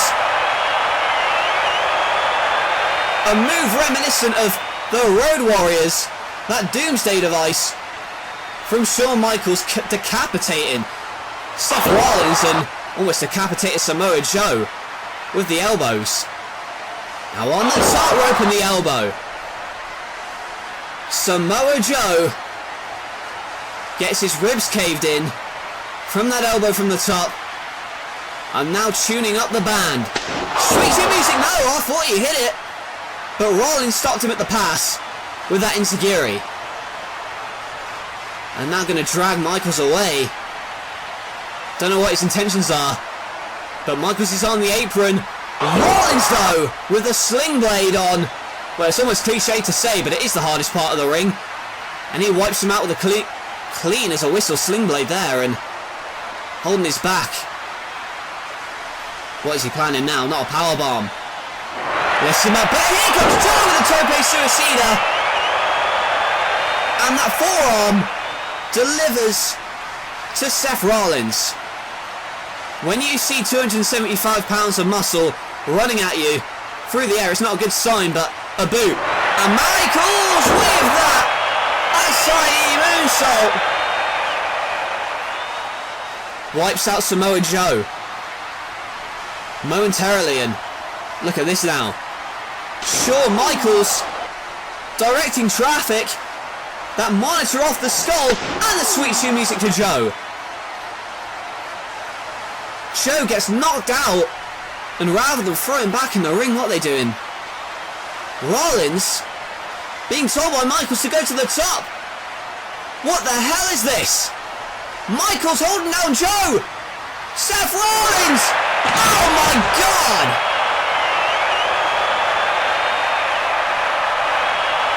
Seth Rollins! Rollins crashes and burns through the announce table, through the body of Samoa Joe. That just goes to show you what the NLW World Championship means. Through the air, flying with the elbow, and wiping out Samoa Joe. And then there were two left standing. The matchup that was meant to happen in the first place, but it got turned into a four-way, but it's 1-on-1 now. And resuming from their clash on episode 59, where Shawn Michaels got the victory. But now they're trading covers in a bridge. Misses the Enzy, misses the sweet chin music. Tiger suplex, bridges up beautifully, but a kick out. Back on his feet though. Sweet chin music misses. Electric chair goes behind wrist control, and a huge punch, and a kneeling kick. Missing the curb stomp. And Michaels, pile driver. The same pile driver he used last week. And it may be time for elimination here. The pile driver takes out Rollins momentarily as Shawn goes back on top. What's the plan now? Well, Michaels back up, but so is Rollins. Crouches him on top. And now Shawn is on the top, and you can see he's in the tree of woe, but already, look at this monster. Back up with a spear, and Samoa Joe back up and running. And the belly to belly into the corner, into the body of the hanging Michaels. Joe's back up, and that spells disaster for Rollins and Michaels. There's a powerbomb in for the cover in a slick transition, slick as you like, into the Boston Crab. Has it wrenched in, and now the STF. Are we going to get a submission from Samoa Joe? They don't call him the Samoan submission machine for nothing. Has it wrenched in, but here comes Seth Rollins with a crossface of his own. And it's a double submission. But you can see he goes to the second rope, and the blockbuster hit beautifully from Seth Rollins. And Michaels is prone. Goes for the curb stomp. Oh, for the love of God! Good Lord! The curb stomp flicked up into a sweet chin music. Rollins rolled to the outside. For his sake, he's very lucky. But now, Michaels can focus. Measures his man. Sweet chin music coming, but caught. Span into the muscle buster, maybe, no, flips out.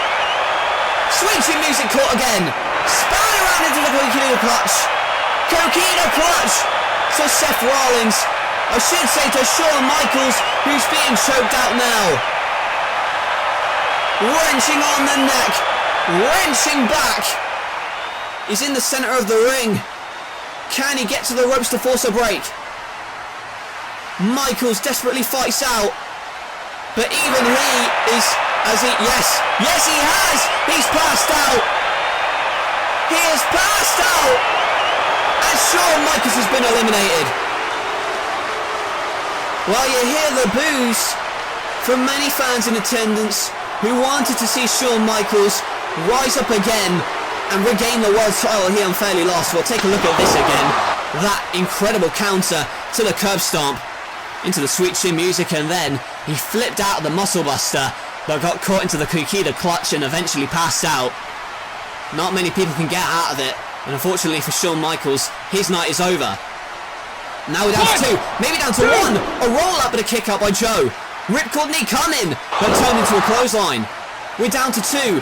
It's Joe and Rollins left. There's the boot and the senton. Well, we can't mourn forever. Shawn Michaels has to head to the back. But we're down to 2. It's either going to be Seth Rollins or Samoa Joe, who's leaving WrestleMania as the world champ.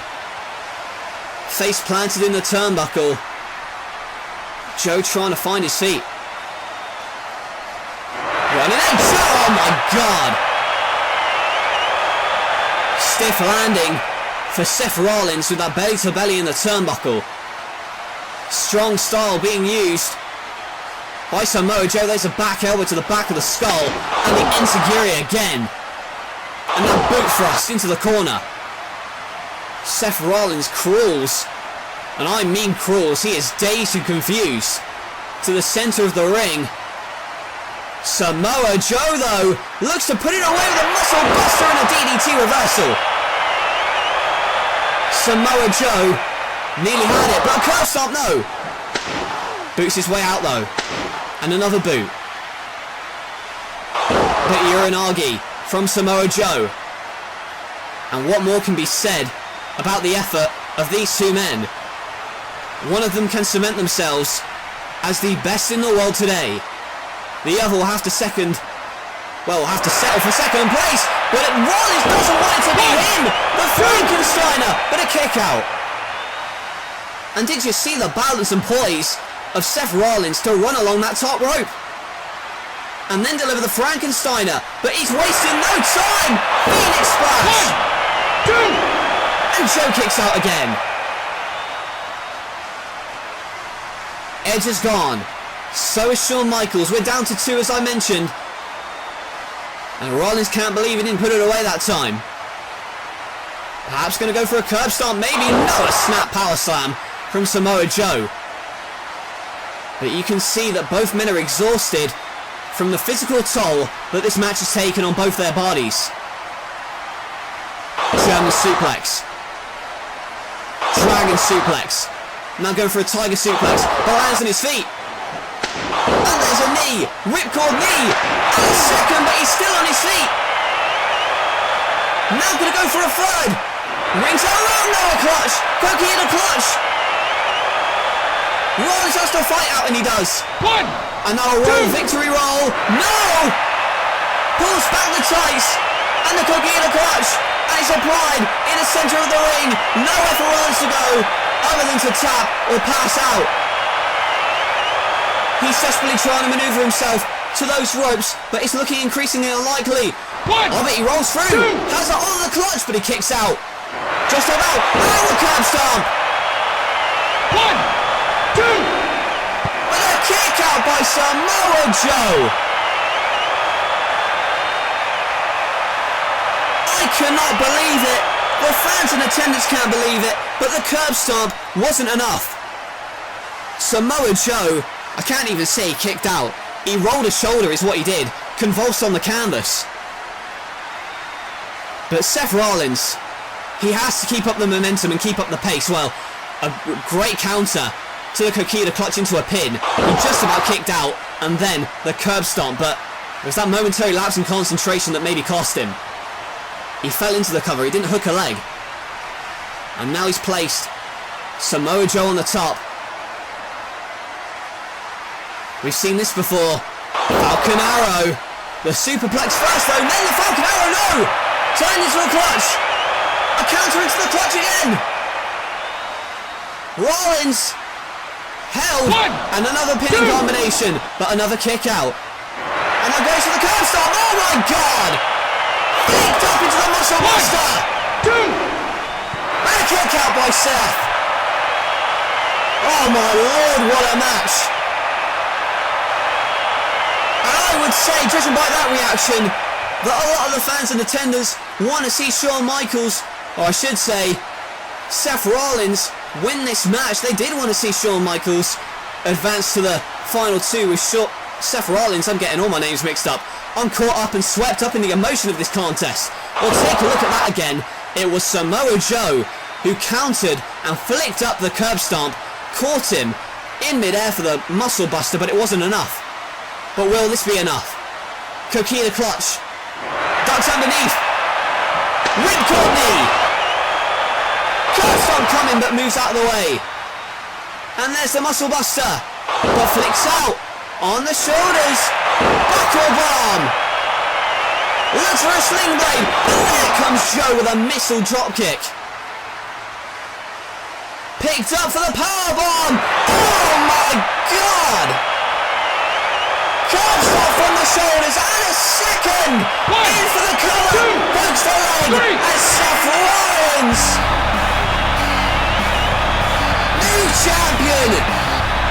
New champion crowned here tonight. Seth Rollins has become the NLW World Champion. An incredible contest, incredible grit and determination from the Architect.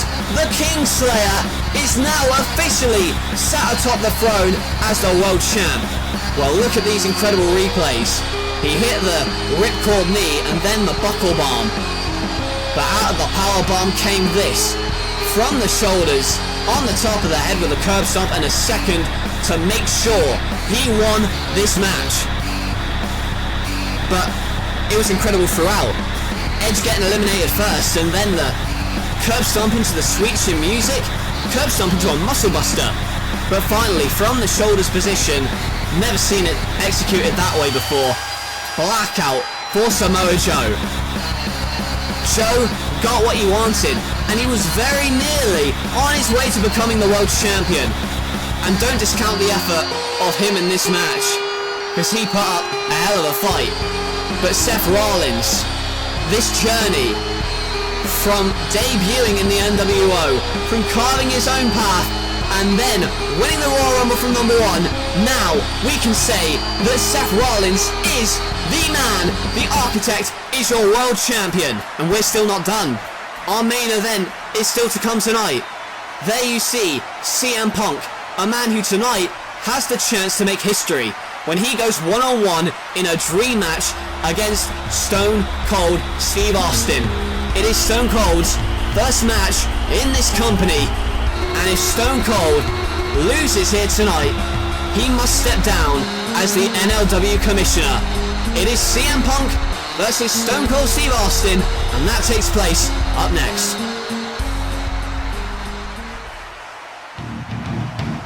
It is CM Punk defending the NLW title against Shawn Michaels here at the Royal Rumble. Stone Cold Steve Austin, the guest referee. And Austin was down, that's why he didn't count the cover. And CM Punk slapping the taste out of Austin. But sweet chin music, Shawn Michaels with the cover, and Shawn Michaels has taken the World Championship from CM Punk. And Punk is not happy, getting in the face of Austin, and a stunner to Punk. Punk will rue the day he crossed Stone Cold, while CM Punk attacking Michaels after he lost the championship last night. But here comes Austin to the rescue. Austin goes for the attack but gets attacked himself, and now a lead pipe, and they're dragging Austin to the back. What the hell are they planning now? CM Punk directing that truck, and oh my god! Austin just got ran over with the truck. For the love of God, Austin's in there. Is that Stone Cold's music I hear? Yes it is! He's back! The Rattlesnake making a beeline for CM Punk. Stuns him, leaves him out, and he wants revenge against the man who took him out. CM Punk locking Austin in that room. Oh my god, is that an anaconda or a rattlesnake? He's locked in the room with that snake. You're trying to play games with me, boy. You come to the arena tonight, and I'll kick your ass in this parking lot. And CM Punk attacking Austin from behind and laying him out with a GTS. CM Punk gets the better of Austin once again. Hey, the show's not even started, and Austin already causing hell, stunning everybody in sight. CM Punk, your sorry ass belongs to Stone Cold Steve Austin. I want to fight you. No disqualifications. One-on-one if I win. I want you to step aside from the commissionership. I want you gone from my life. I want you gone from this company. I'm gonna kick your ass, tear you apart, and leave your carcass in the center of the ring like the sorry son of a you are. And your job is to make matches and file paperwork, not screw with the talent that pay your paycheck. You're gonna have to kill me before you're gonna stop me from kicking your ass. You're gonna find yourself in even more hot water, so I suggest you shut the hell up. Who will be left standing at the end? I will kick your teeth in, and then it's bye-bye commish 316. And that's the bottom line, cause Stone Cold said so. And that has now led us here to tonight. It could be the last time we see Stone Cold Steve Austin. And then again, it could be the last time we see this man as well.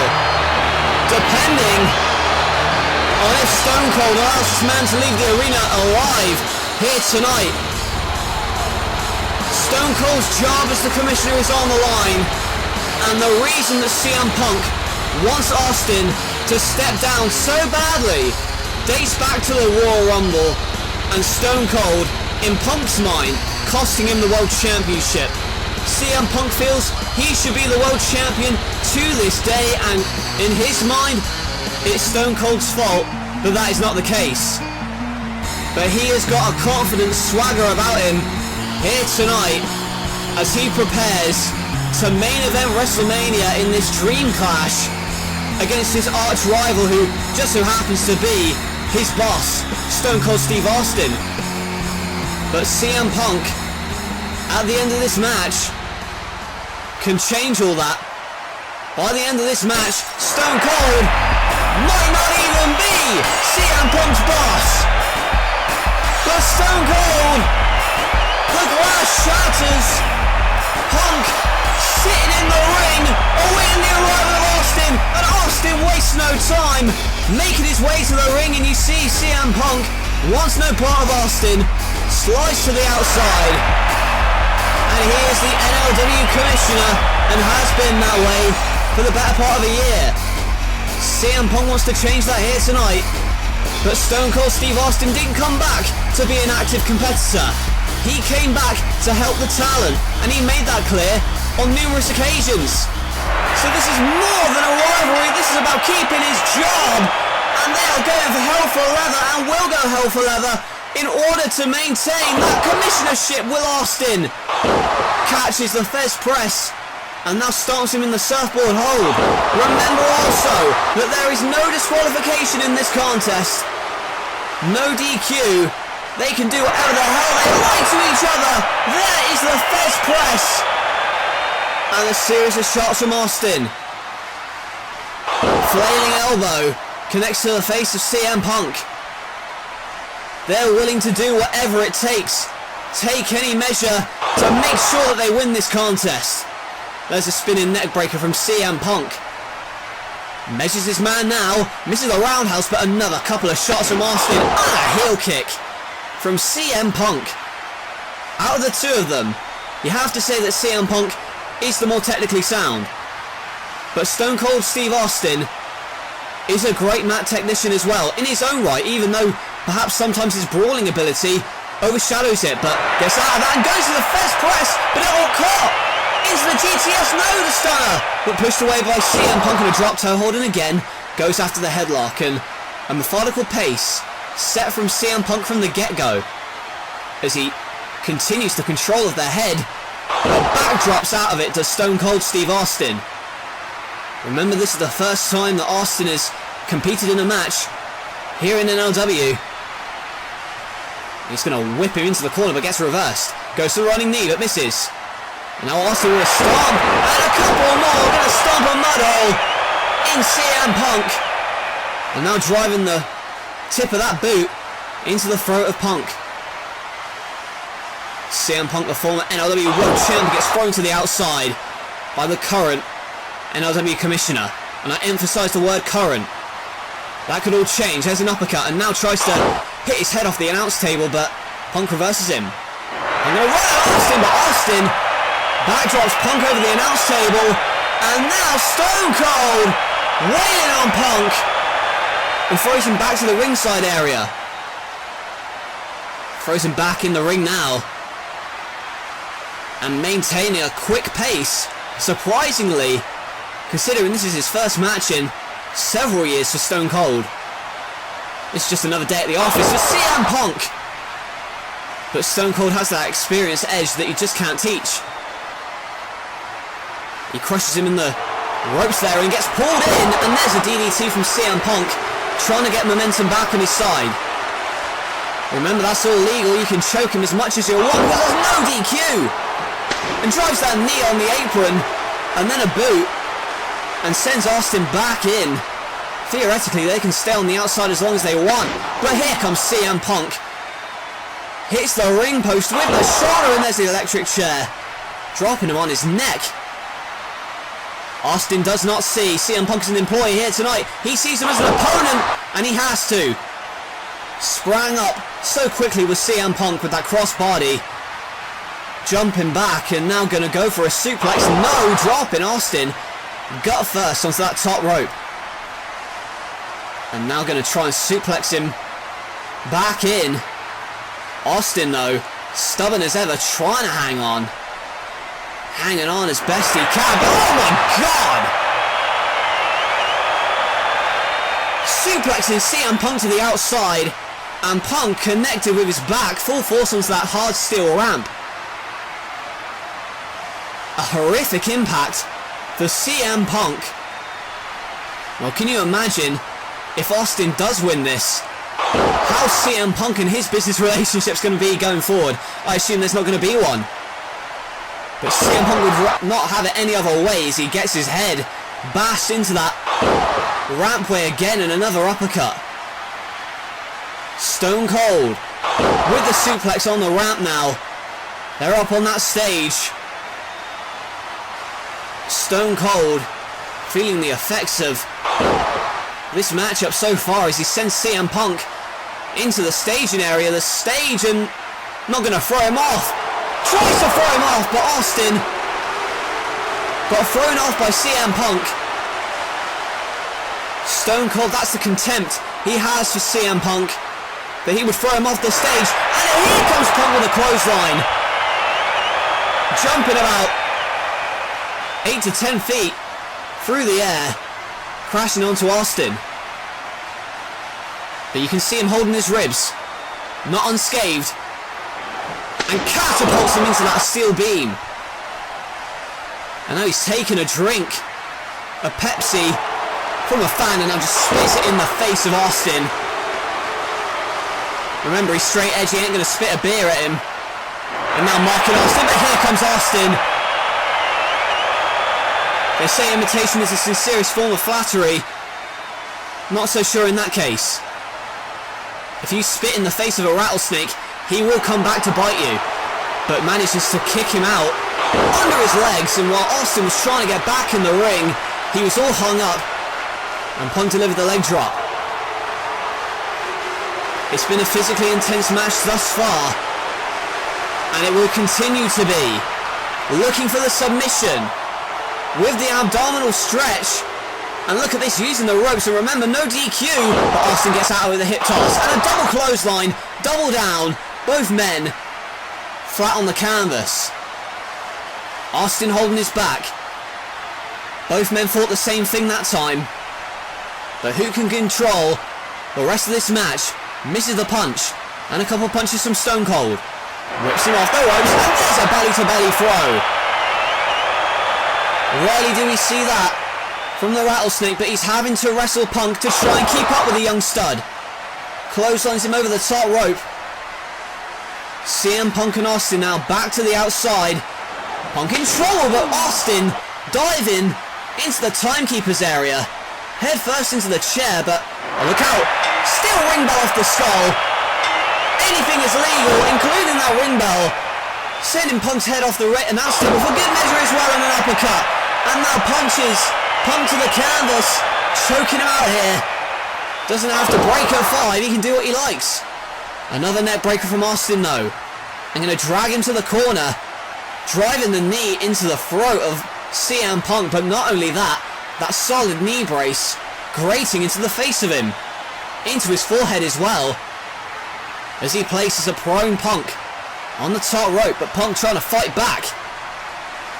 Punk trying to grab his arms. Oh my god, what the hell is this? He's got him on top! Oh lord, a Pepsi plunge! It could be over! In for the cover, but a kick out by Austin.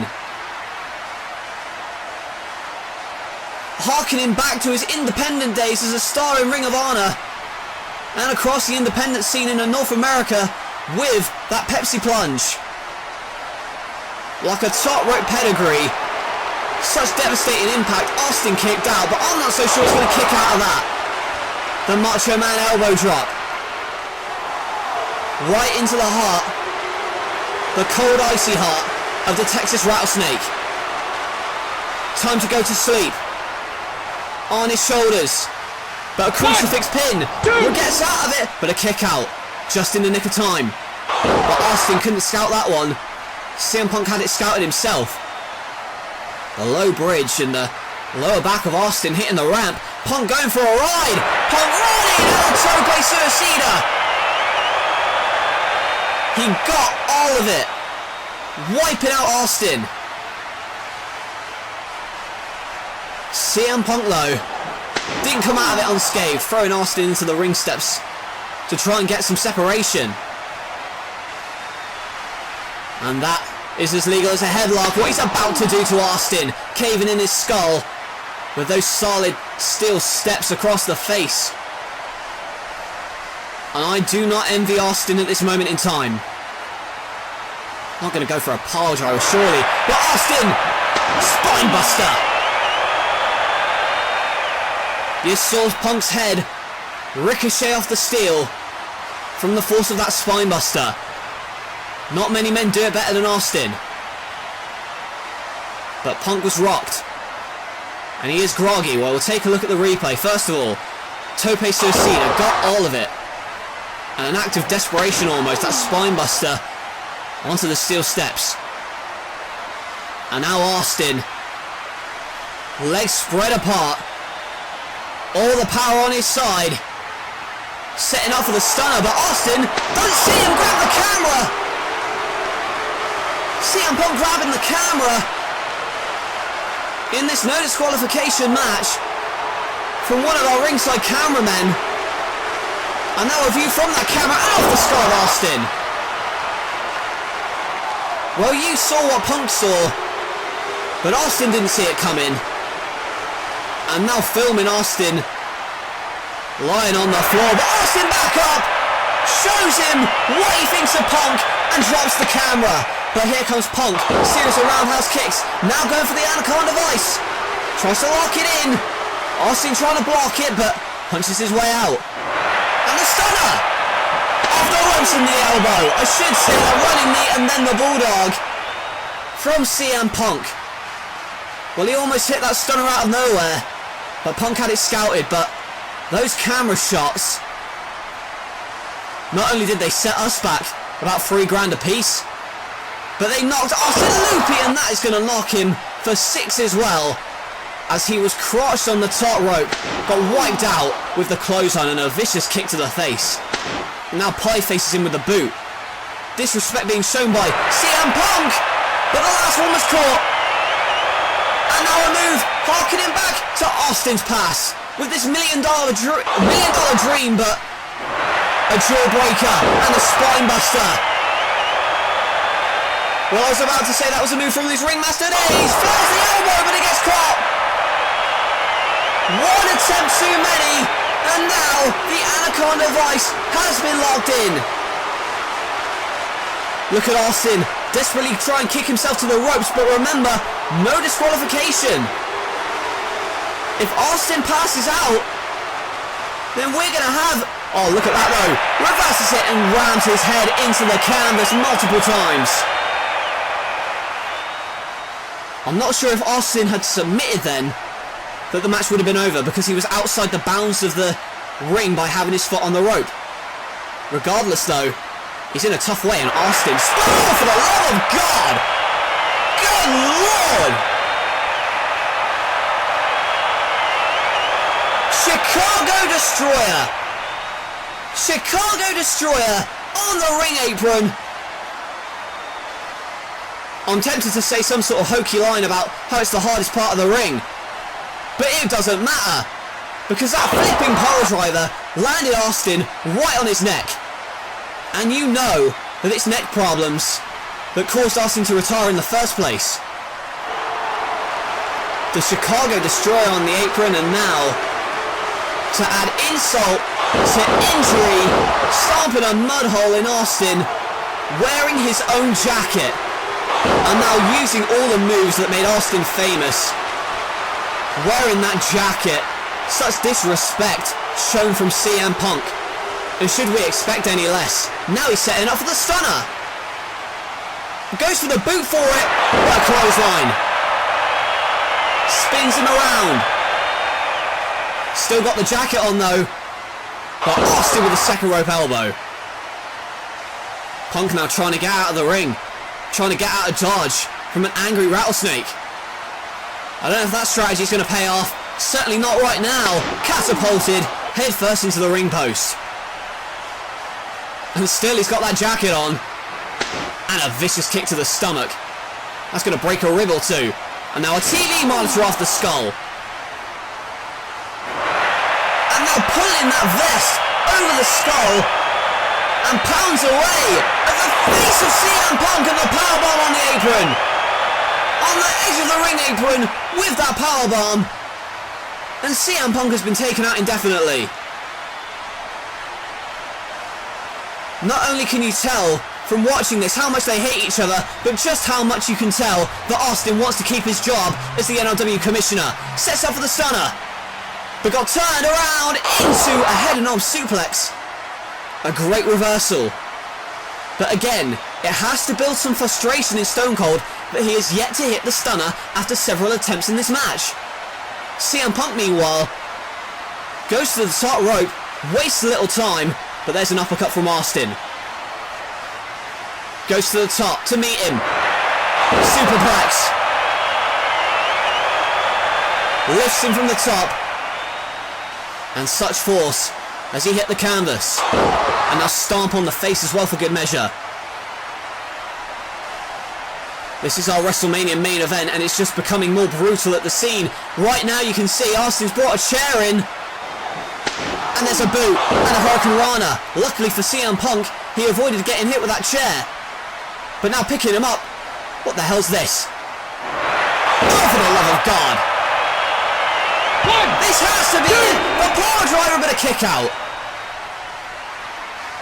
That's the exact same power driver that Owen Hart used on the Rattlesnake back at SummerSlam 97.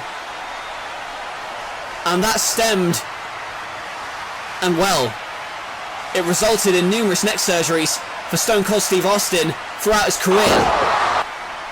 And the fact that CM Punk would use that move, I don't know if it shows arrogance, desperation, or just a lack of compassion.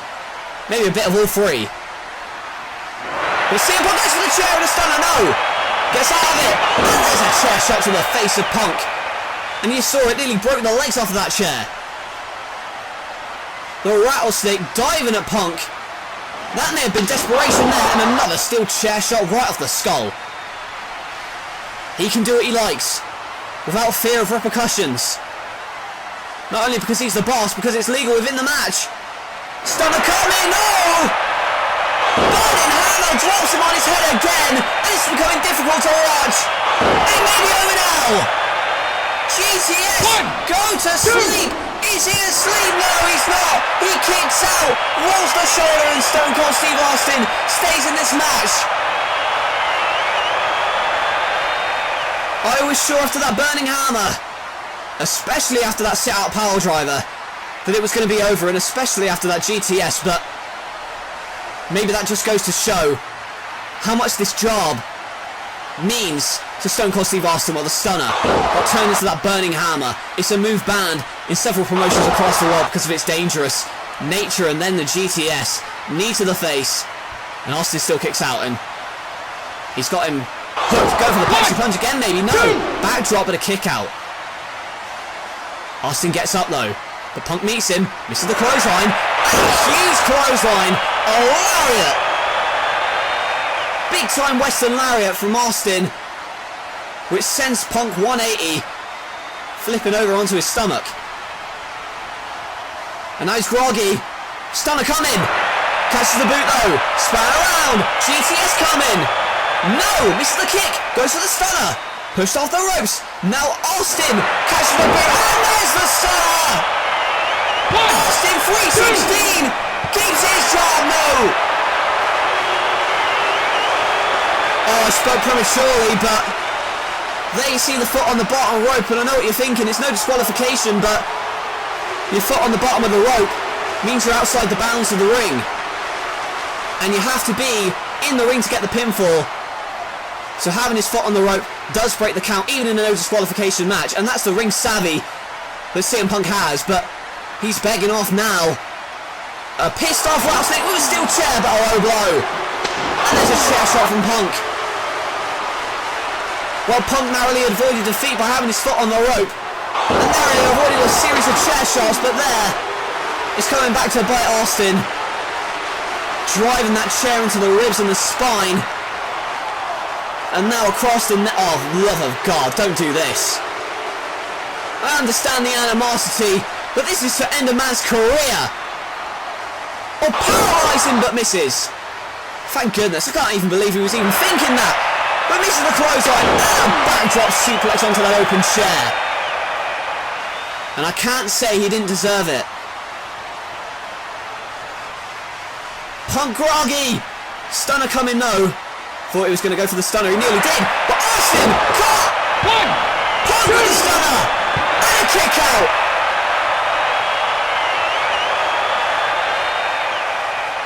Stone Cold got hit with his own move, and even that wasn't enough to put away the Texas Rattlesnake, and you can see CM Punk pound the mat in frustration. Oh, and there's the middle finger flipping the bird. One more GTS, now a stunner. But a roll up, rolls him up, but a kick out in the nick of time, misses the boot. And it's Austin going for the GTS. No Rana out of it, great ring savvy. Goes for the GTS again. Oh, he got it, no. Caught the boot, flip down stunner. No, he caught it and he dropped down. Punk on the ring apron, sprinting stunner. 1, 2, 3. And he's done it. Stone Cold, Stone Cold, Stone Cold is still the NLW Commissioner. Commish 316 continues to fight another day. What an incredible battle of will and strength from both of these athletes. But Austin, his grit, his determination to remain in control of this company led him to victory here tonight. Well, this is the pivotal moment right here. Thought he had the GTS, got flipped on his feet, but Punk avoided another stunner. Couldn't avoid this though. One risk too many. Went to the well once too often with that springboard. Comes back in and gets hit with the Stone Cold Stunner. And CM Punk, like it or not, has just been beaten by the boss. He was hoping that he'd be done with Stone Cold. He was hoping that Stone Cold would leave this company. But Austin celebrating with 2 6-packs. And I can't say I blame him. What a relief for the Texas Rattlesnake. Well folks, an incredible end to an incredible night of wrestling. The biggest show in NLW history, and what a way to bow out. We will be back in a couple of months' time for the return of No Limits Wrestling. Trust me, folks, this is not the end. This is only the beginning. Good night from WrestleMania.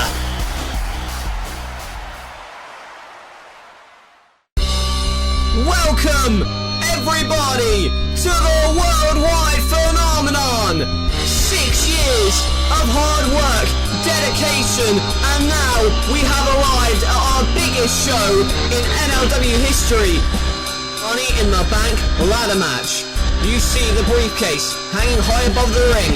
The first man to grab it gets a guaranteed championship opportunity anytime they wish. Tetsuya Naito is Mr. Money in the Bank.